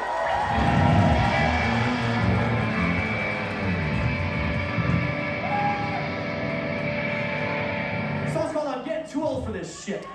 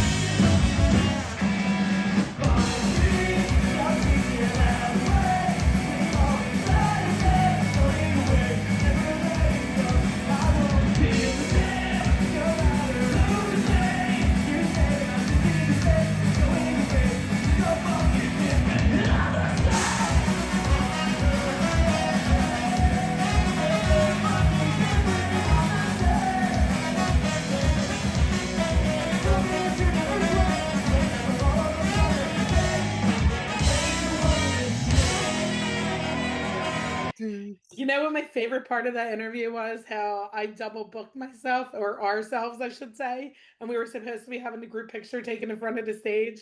And everyone's like messaging and waiting. And I'm like, we're doing an interview in the green room. I'm sorry, I double booked ourselves. So they all came to us and they stood in front of the glass so we could take the group picture. I thought it was really cool because Drew stood up and we went like this. Yeah, we all saluted. Picture. So that was fun. At first, he looked a little confused, and then he was like, "Oh, this is pretty rad that they did that." And I'm like, "Yeah, we got some good friends. This is the ska community, you know how it is." I'm willing to bet the Kill Lincoln will come back to not Croydon, because I bet Croydon didn't have shit like that going on. People bombarding interview for a group photo like that. No, that's love. That is love right there. Yes, it is. Ska love. PWRUP, who we talked to at Camp Pennsylvania, we got to talk to them again at This Is Not Croydon Fest. Someday we're going to do a full interview with them, but for some reason we just keep interviewing them at festivals, possibly doing that again in July. I don't know. But I think Ryan did this interview too, correct? Yeah. This was right before we had to split for the after party, so I think we only spent like maybe 12, 15 minutes or something, but it was a good talk. It was a good talk. They're great guys. You want to roll into it? Check it out. Hey, what's up, everybody? It's Punk Rock Ryan here, sitting here with PWRUP. Hey. Hello. Which guys, introduce yourselves real quick. I'm Aaron. I play guitar and sing. Jeff, guitar. I am Justin. I play trombone and sing. And go, ah! I do that. And we've got Janice here joining us at the end. It's been so much fun today. I'm so glad that you guys can join us again. It's been a while since we caught up. We got you guys at Camp Pennsylvania last year. We chatted for a while. What have you guys been up to since then? Just a lot of shows. I think the intention was to slow down a little bit, write an album, and then we just ended up playing more and more shows. Yeah. Oops. Yeah. There's our last one for a few months though, so maybe some new stuff. Maybe we'll finish a third song. Yeah. Well, that last album you guys put out was absolutely fire. You had guest appearances by pretty much like everybody in the world, it seemed like. So, I mean, it deserves some promoting and doing some touring to, share with everybody. It was funny because I was telling people like don't expect us to come out with an album in another year because it's just not going to happen. You get this album for like 3 years. Sorry. But you guys are working on some new stuff. Yes. Any estimation as far as when we might have a new streak from PWRUP and live? I'm hoping fall. Fall? For live. Recorded stuff. Hopefully. Realistically, next year. Maybe fall. At the earliest. Maybe recording. Yeah. Let's be optimistic. Maybe fall. Depends how many shows we don't play. Yeah, next year. I'm assuming next year. You can't rush perfection. Absolutely not. Appreciate it. How are you guys feeling about This Is Not Croydon Fest? Fantastic. First one. First one for me. Super fun. Aaron and I were here last year. Just said. It's had. Yeah, just attending. This is our first time playing. It's been awesome. Like it's so cool. So one of my favorite things is Jeremy always puts a heavy band to start off each day. Yeah. Or fast band. So that's why you are where you are. Birth Control today. Exactly. Birth That Control was was so amazing. good. First time seeing them. Oh my god. I hope I get to see them a lot more. It was so much fun. Yes. And I'm looking forward to your guys' set tomorrow as well. Like, we've got another killer day ahead of us. There's going to be just all kinds of legends. Who are you looking forward to seeing and get a chance to play with them? Live? Tomorrow, I'm actually stoked for Mephiskapheles. Same. I'm thinking Hub City Stompers, but also Mephiskapheles. Yeah. Like our buddy Jay plays in Hub City Stompers now. Well, I'm hearing some guys for many years now. Yeah, they're fun. But yeah, great, incredible band. Kill Lincoln. Kill Lincoln. Like who? We're not excited. Kill Lincoln's playing in Western Mass right now, but. Which was one of your shows? Yeah, I booked that, but we're here, so. Yeah, tell them about like your shows. Oh, I book shows under Stay Welln's Productions. Kill Lincoln's playing one right now in Western Mass. times. Sold out today. Nice. Yeah, congratulations. It's awesome. Second sold out show this month. It's awesome. Yeah. Good job. No, that's one thing that we've always talked about on Sky Magazine is, you know, if you really want to have shows, you know, a lot of times you gotta get involved. You gotta promote You them. gotta book it You yourself. Book it yourself. Got to start a ska band. You know, whatever it takes. So we're waiting for the Skagazine Ska Band. Oh my god. Oh boy. I don't do any of us actually pay Yeah, play we're gonna play for instruments. Ox again. Yeah. We'll have a drummer in He's a actually couple gonna, years. That's it. and he's gonna learn the trombone. He's joining school band. Oh, fun. That's awesome. Yes. That's how we pretty much started, Yeah. school band. Yep. Yeah, we were all in marching band and jazz band. Like we actually all go back to high school like 20 years ago. So where was you guys all went to high school at? Agawam, Massachusetts. Like we've been to Six Flags, New England. That's that town. But Okay. it's not really known for anything else other than that. Yeah, apparently they put out some killer musicians. So, what do you feel about just the energy today, like the way everything's laid out? You guys said you've been here before, but Justin, what do you think? This is great. Great layout. The food is excellent. The beers are excellent. Everything is priced like normal people prices, and that's fucking awesome. Okay, shout out to Feed the Scene. Oh yeah, shout out to Feed the Scene. Thank you so much. It was a pumpkin marinara. Oh, yeah, pumpkin marinara. Bang it. Never had that before. It's awesome. Yeah, all the bands today have been incredible. Like the layout's awesome. Like it's just it's such an incredibly chill experience. And like I don't know, I feel like a lot of times with festivals it's like either super stressful or super discombobulated. But like this is very organized, very awesome. Like so well run. Everybody's taking care of each other out there too. Like I was gonna say. it's a big sense of community, I guess. Like everybody, it's good. Everybody's feeling good. Yeah, some pits you go and you're like get hurt. Yeah. It's just good. Down, somebody will pick you up. Yeah. It's taken about 0.2 seconds as far as I've seen. Everybody is. He's the third one to do it today. You know, you see a punk down, you pick punk up. You know, it's just That's how we got to do it. That's how you gotta do it. Yeah. So, is there anything you guys want to plug as far as like where we can find you, where we can get the record, where? You can find our record on our website, powerup.band.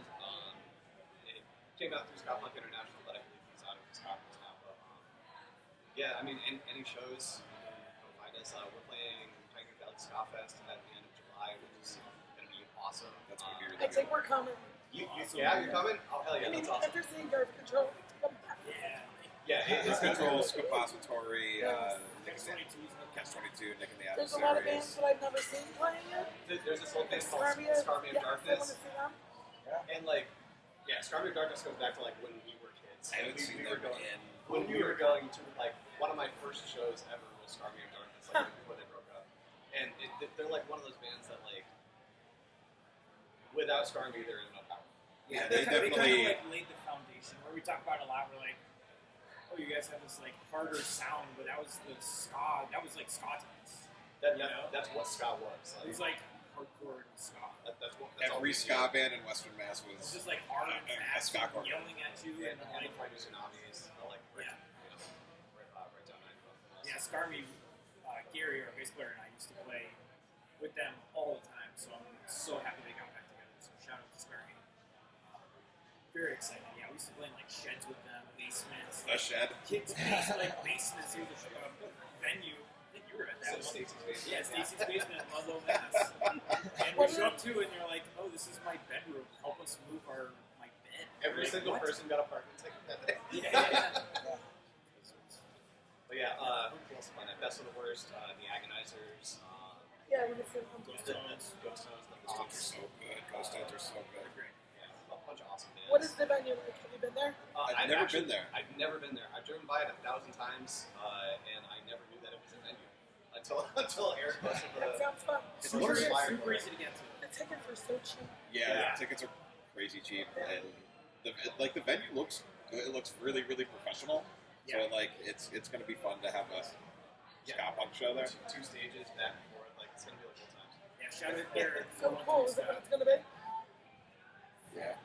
Eric shout out to Eric from 413 Scott, who is actually running my show back home right now. So. When you see a bunk at 8, you help a bunk out, right? Yeah, as far as even get shows set up. That's the only way to do it. You gotta look out for each other. Yeah. That's why we're still doing it. That's how you make cool things happen. Absolutely. Did it in high school and still doing it. So we're grateful for this. Thank you all for the support. Janice, you got any category questions for us? Oh, category. You're the queen of it, so. If you could have any superpower, what would it be?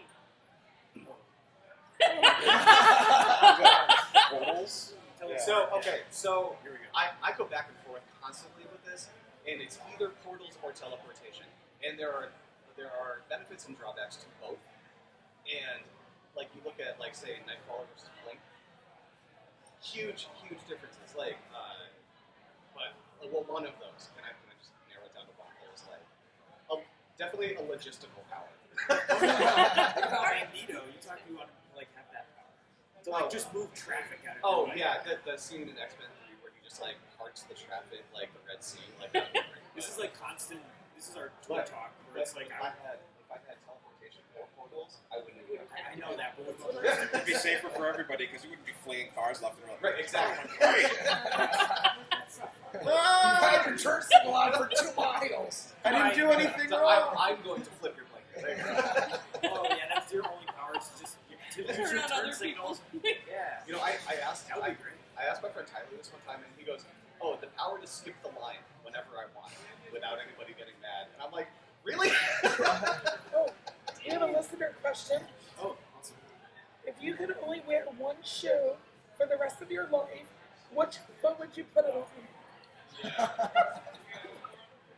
I wouldn't wear shoes. Like, yeah. If I could, the question was if I could only wear one, I would choose to wear none. If you were only capable of wearing one shoe and 0 shoes was not enough, probably my cut the right. leg off. Probably the right for driving. Oh, I don't know. Yeah, exactly. No, but then you can't use your big toe to like, you know. Do you use your big toe on your left? Or you break with the big toe? No. But then you couldn't do it. You don't have Just the saying. option. Yeah, no, you're taking that away. Right foot. So I can kick things. Yeah, that's definitely. Comes from Cross-Eye Comics. Well, thank you for your question. Yeah. And they're asking the real. It made them very happy. Yeah. It made them very happy. that's the fault I lead with Ben. That's my right one. So that's what Exactly. Oh, and drumming too. Yeah. Yeah. Drumming. Do you like the 1-foot skank? Pedal board, I use the right. Did you guys say your powers? What are your powers? I would teleport. Yeah. I always wanted to like compute, like copy paste things. You can already do that. No, in like matter, like matter. Oh. Like us. Oh, I feel like it would only work for like non. Inanimate objects. Yeah, like not flesh. That would get chaotic quick. It'd be so With good. him, it would be so much yeah, fun. It would be more chaotic than like Aaron being Magneto throwing cars across the highway. I wouldn't kind of chaos. I would throw them off the highway, not across. No, you would be. Goodbye. Sometimes I'll just be driving in traffic and like on the mass bike, and I'm just like, shout out to Grip Control, and that's like, fuck you. I'll just be driving on the bike, and I'll be like stuck in traffic, and I'll just go. Just to see if it works, but it doesn't. Sorry. Keep trying, man. Keep trying. You'll get there. I believe you. Well, thank you guys so much for joining us. This has been Thank you for having us. Yeah, we're excited to see you tomorrow. Yeah. Anyone coming to the after party? We are wiped, and we got an early day. Yeah, absolutely. But I am so stoked that you guys are booking shows now. Thank and that's you. so awesome. And I saw that. Thank you for Sweet Talk. Yes. I appreciate that. Yeah, tonight at Founding Fathers, we'll be there with the write-ups. We've got this. The write-ups? I'm great at that. The White House. I'm great at that. The what? The The what nows? The what now? Snails. Oh yeah, the snails. Yeah. The write-ups are a band out of And Flint, Heavy Bee. Michigan. So the what nows, the snails, and the heavy bee. and the Heavy Bee. We've got a great set coming out. $15 at the door. Get there. Have a good time. Yeah. So Do it. Thank you. And we'll be here on time for you. Hell yeah. see you guys later. Bye. Bye.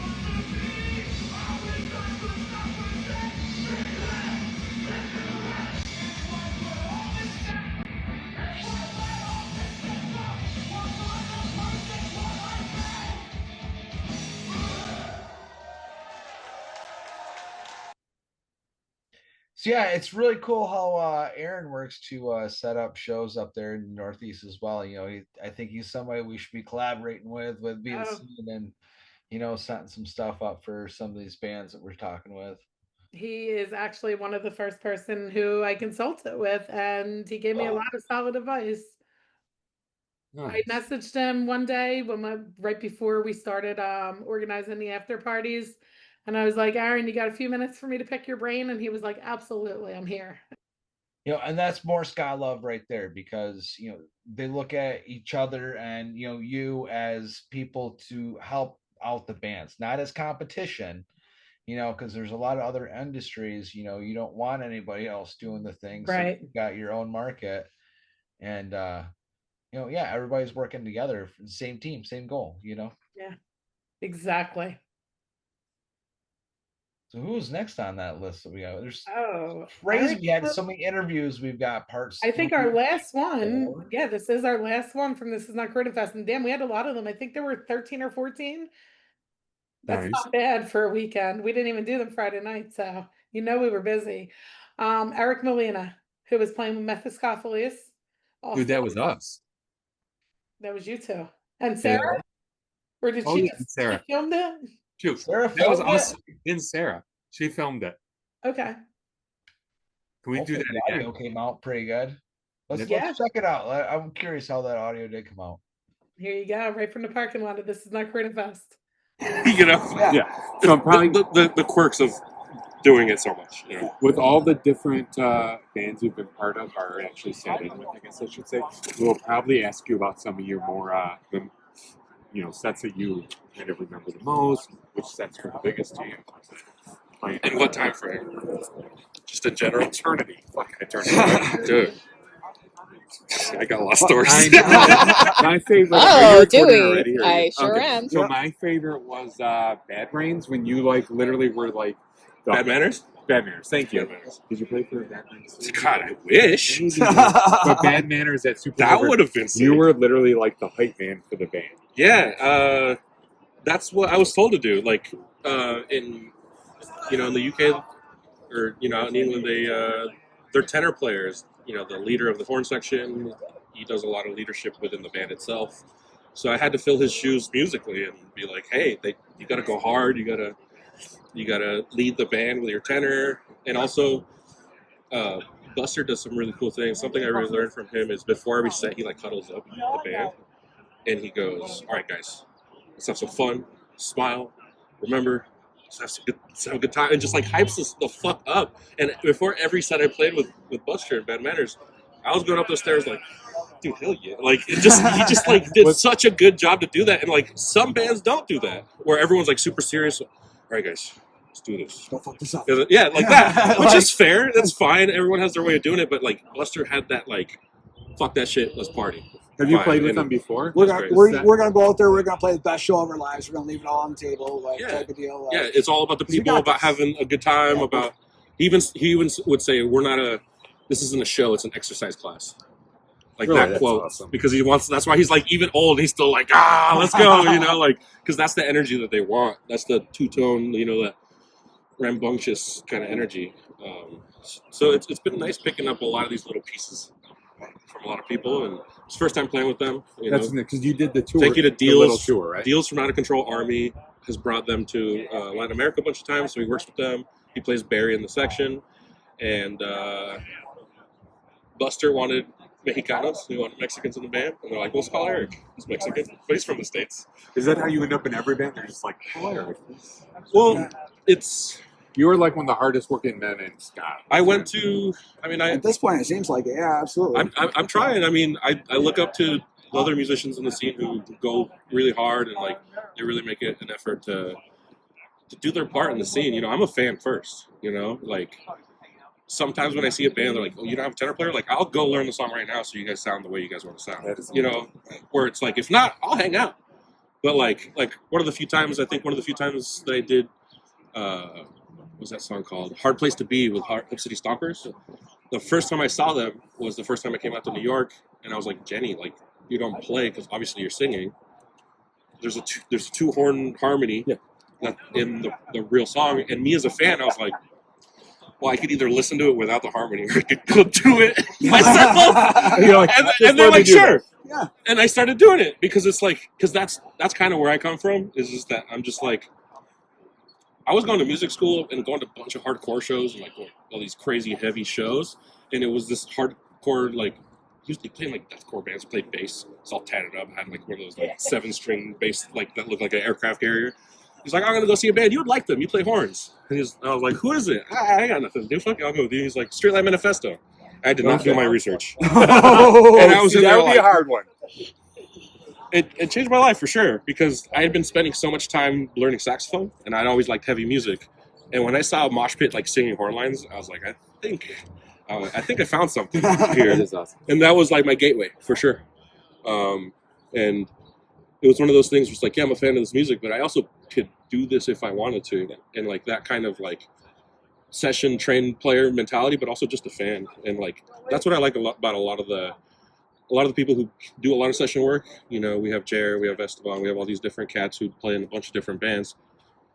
We wouldn't play in all those bands if we didn't really just care about it and really do our part as fans, you know. And it's inspiring working with people like Pytus, there's the rest of the guys in Meph, you know, that generation, because they're like, good, you're one of us, just from the future, you know, like you're the younger version of us, which is because we get in the same bands, we get on the same tours, and we have that like-minded, even though we're a generation apart. And so it's been nice working with older cats and young cats. You know, everyone's got their own thing. But I'm a classical bassoonist originally. Really? I come from the classical world. You know, I used to do the tuxedo and the fucking, like, everyone get up and bow correctly. You know, like all that stuff.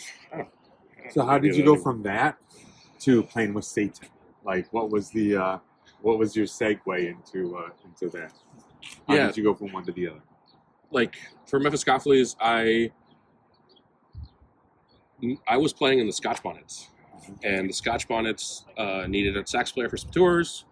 I'd only been on a couple tours with reggae bands before that, and they threw me in. They kicked my butt musically, really showed me the ropes. I did some really long distance tours with them. The second one was from Baltimore all the way to Victoria, BC, and back in 2 weeks. So like, you get to see how big the country is after you drive through in a week. This guy's gonna hit us if we don't move on. You better. You better. This is punk rock, you know? Make a good interview. Yeah, it will. Look, we all died. We got more views. With the third tour, we were supporting the Toasters, and Greg Robinson played the Toasters for a long time, so he was on that tour. And since we were both kind of just like the horn players, we were just having fun playing horn parts, you know, like seeing each other every day. Oh, see you tomorrow, you know, like, and got to know each other like that. And eventually, at the end of that tour, he goes like, "You really like touring, and like, you're into this. Give me your info." COVID hit like a truck. Supernova 2021, they needed a sax player to fill in. They gave me a call. I was going to play alto. Adam X was on trumpet at that point. But then the guitar player that was active, Andy, he stepped back. We shifted Adam over to guitar. And the alto player could do it after all. So they're like, Eric, we'll play tenor so we can have a variety. And that's how I got stuck playing. Tenor is my main thing, so I'm like into it. Because tenor players and alto players, it's two different. You know, it's like guitar players and bass players. Technically, it's the same thing, but it's like it's a different touch. It's different instrument. But yeah, that's how things got started with Mephiskapheles, and it was just a freelance sub. Now you have a gig? To hey, do you want to move to New York? I was like, not post-COVID, not really. Fair. Yeah, it's actually very fair. But I live in Portland, and I can be flexible, and they're flexible with me, and here we are. And it works out. Now, you've played with so many bands, and you've played literally all over the world. Where do you see, like, the big hubs of ska starting to happen? Besides, like, obviously, here in close to Philly, outside of Philly, where do you see, like, the big explosion? In the U.S. or international? International. Where is Japan has a beautiful scene. Like, Killing was just talking about how Ume went over there to play in Haysmith, and Haysmith is crushing. You know, you got Tokyo Ska Paradise. There's a bunch of them. I just ran into Mason's Party in Mexico City, so like they have really strong ska scene. And I think the beauty of those countercultures, especially at least in Japan, from my perspective, is that like if you're gonna be punk and like piss people off, you really gotta you really got to commit. You know, like here you can buy a Misfits T-shirt at Walmart. It's not the same. You know, That's like very true. It's not the same. Like over there, if you have a gauges and tats, it's like you're making a choice, a very serious choice, which means that you're about it. You're not. There's not a lot of fake punks internationally here. You know, Hot Topic exists. It's okay. That's Eric's favorite store. Whoa! No, sorry. But then, I mean, the Hall of Fame where they have like the one Green Day shirt and Guns N' Roses, exactly. and then all Chemical Romance. That's how it works. But it's as much as people are like, oh, it's not DIY anymore. It's like, wow, punk musicians created careers and followings. It's kind of not a bad thing. You know, like, but they I try to think about it like that. They did it DIY. You know, they were playing backyard shows, and that's why Gilman is so shows, important. And then they kept going, and then you know. Yeah, they're DIY bands that got big. And it's like, oh, they sold out. It's like, yes and no. Like, if they're still writing their music and they're growing, good for them.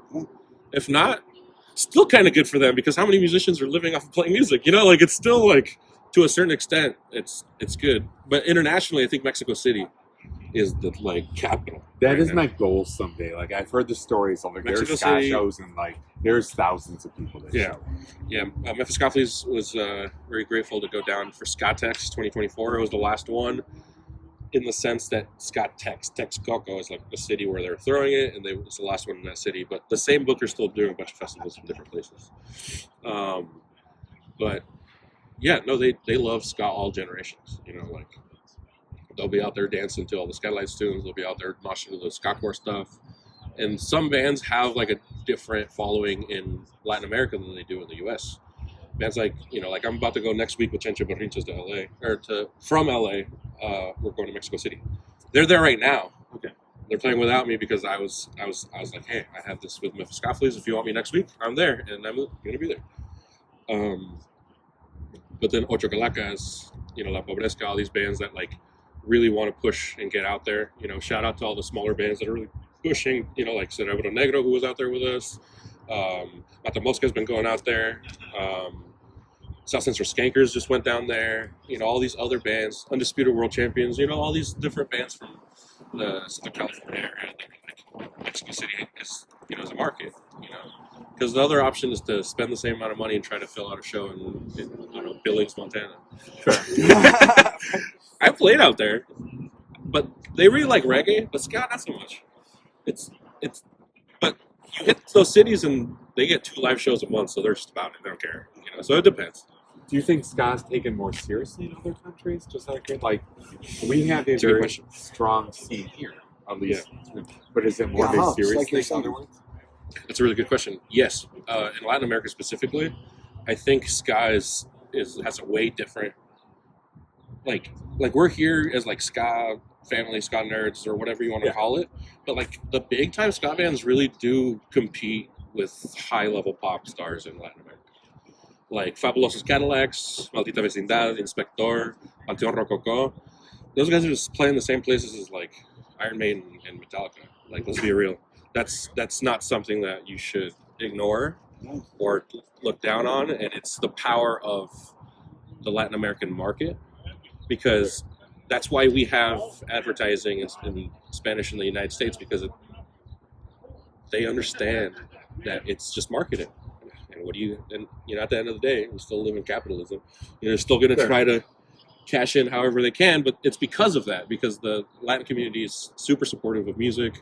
You know, all the traditional like salsa, cumbia, like even mariachi, all these types of music are really horn centric. So they really respect a really strong horn section, you know, and also like the gap between people who are well off and not well off is even bigger. So like this music about like fuck the system and all this stuff, like some of the fans at these places are cool, but they're all like in their 40s, you know, they actually have jobs, and you know, like they're actually kind of set. Yeah. Down there, it really is like drunk dudes with like a couple bucks, and they're gonna rip the shirt off and get as drunk as possible. Like they're there to like party. Yeah. There's not a lot of people on their phone, you know, like Instagramming. Well, for my social, they don't really care. They're there to dance and mosh and have a good time. Like, Los Malablados in the Northwest, we play these backyard shows for a family, and like they take really good care of us on like the finance side, but our side is that they don't just want us to play and go home. They want us to play and then hang out and like eat their food and like hang out and like meet their mom and shit. You know, like they want us to seriously. That's super important in the Latin community, and I feel like I grew up that way, but I grew up in the States. I don't have a second language. I grew up speaking. My second language is French because English and Spanish are my first languages. I learned them at the same time. So Spanish, I started kind of losing it, but I started practicing. But I have a Mexican accent when I speak Spanish, and it's important because in Latin America, that's your passport. You know, explain that.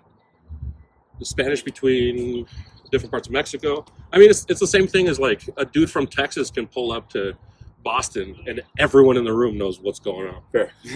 You know, like it, but on steroids. Or Gotcha. like Colombians will call each other a word that's just like, what's up, man? But in like Mexican Spanish, it is a slur.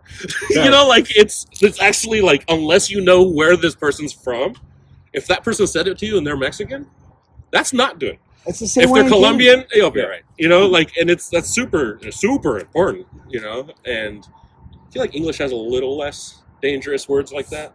Spanish has a lot. You can be really disrespectful just by using the wrong word from the wrong country. Mike Bitts, our bass player, is learning Spanish. So, like, we've been practicing a bunch of Spanish, but he's learning a lot of, like, Spain Spanish. And I'm trying to teach him, like, a more Mexican Spanish, because the goal is to go to Mexico more often, so I'm trying to teach him more of that. But it's just the fluency. You know, when I went to Spain, like, they understood me, but they were like, you can understand us? That's weird to us. And I was like, I kind of do. But then, like, official Spanish has, like, kind of like a lisp, Español.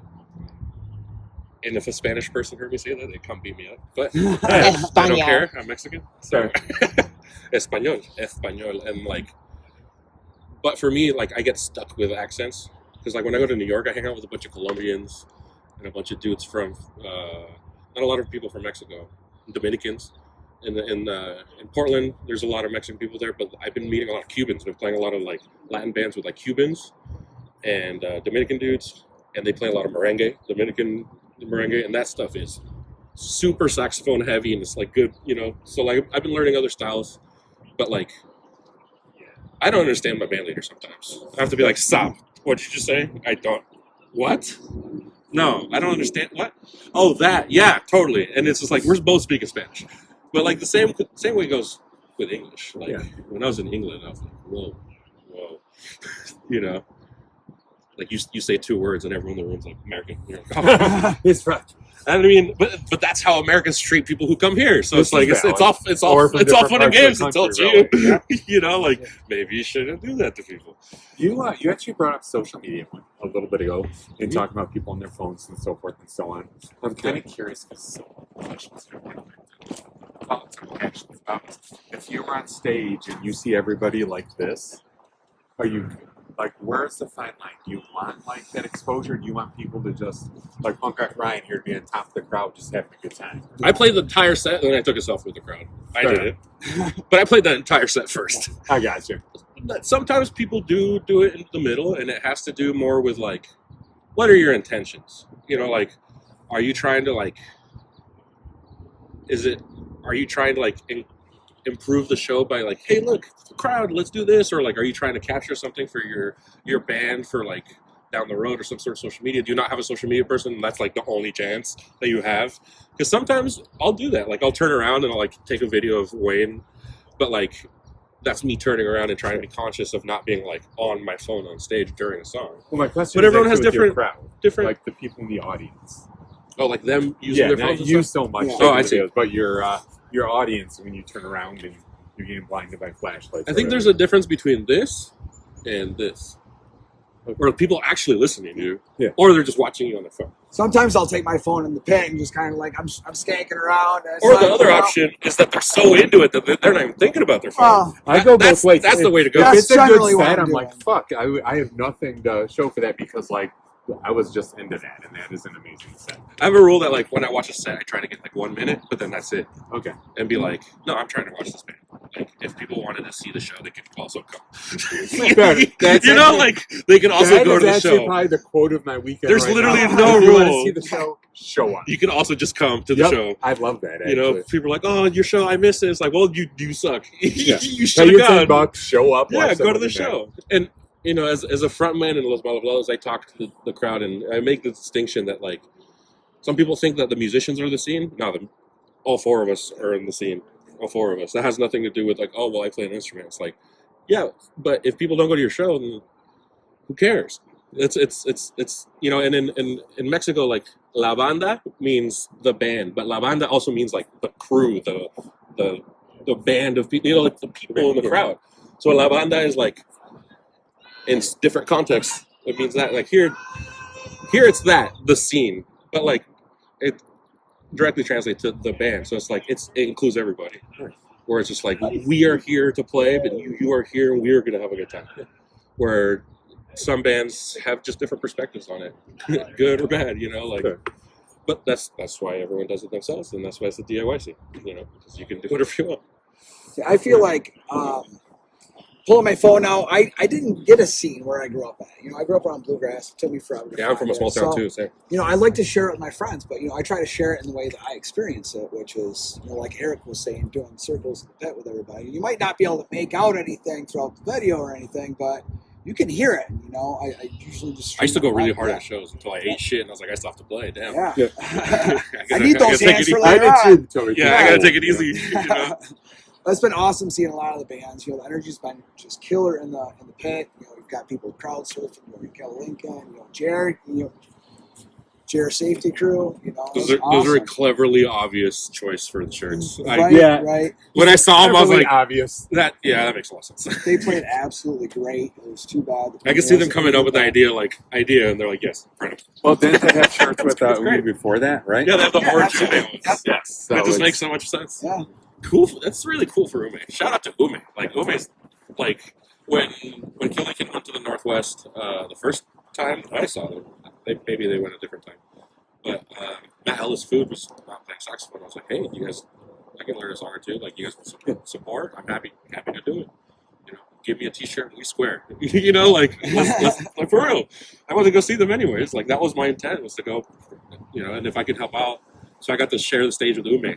Nice. Electric musician.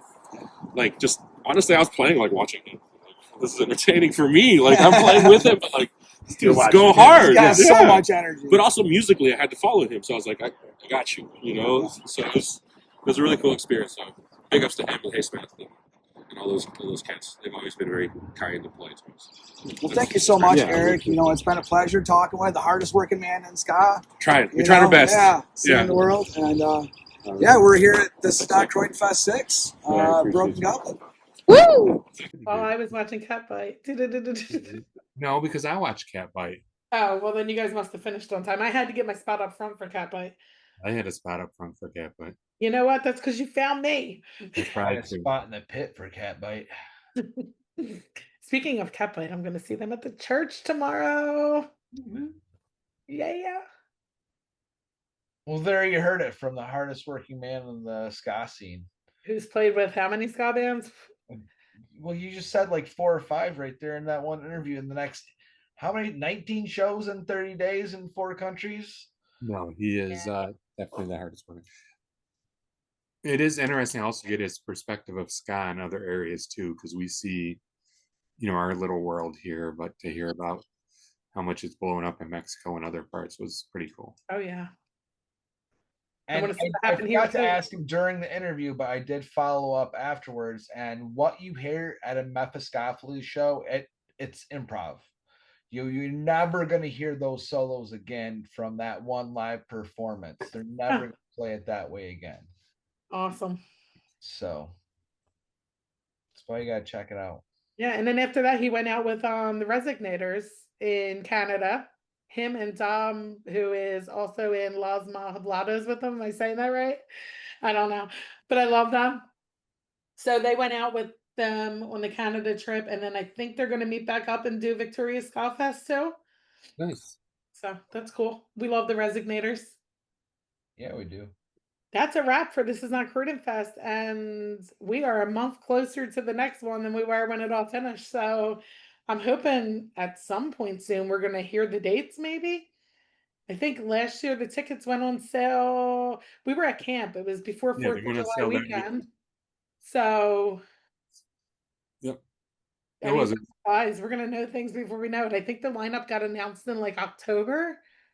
Of course, some of the lineup changed naturally, but three bands on the original lineup couldn't play. Maybe they'll play this year. I would love for those three bands to play this year, this upcoming year. Do you know who they are? The Ready Men you would love to see. I want to see the Ready Men so bad. You know I want to see You Random. guys want to see Random Hand. I mean, I want to see them too, but I want to see the Ready Oh, Men. yeah. Who is it? And Bite Me Bambi. I mean, I'm going to see Oh, them. that's right. But in a couple weeks. we're gonna all see them this summer on their tour. Yeah. So Well, I mean, Ryan's not because he's going to be at camp, right? Yeah. oh yeah, Ryan's going to see Stuck Lucky though. nice. Yes. Yeah. And I Hans will. Gruber and Against All Party.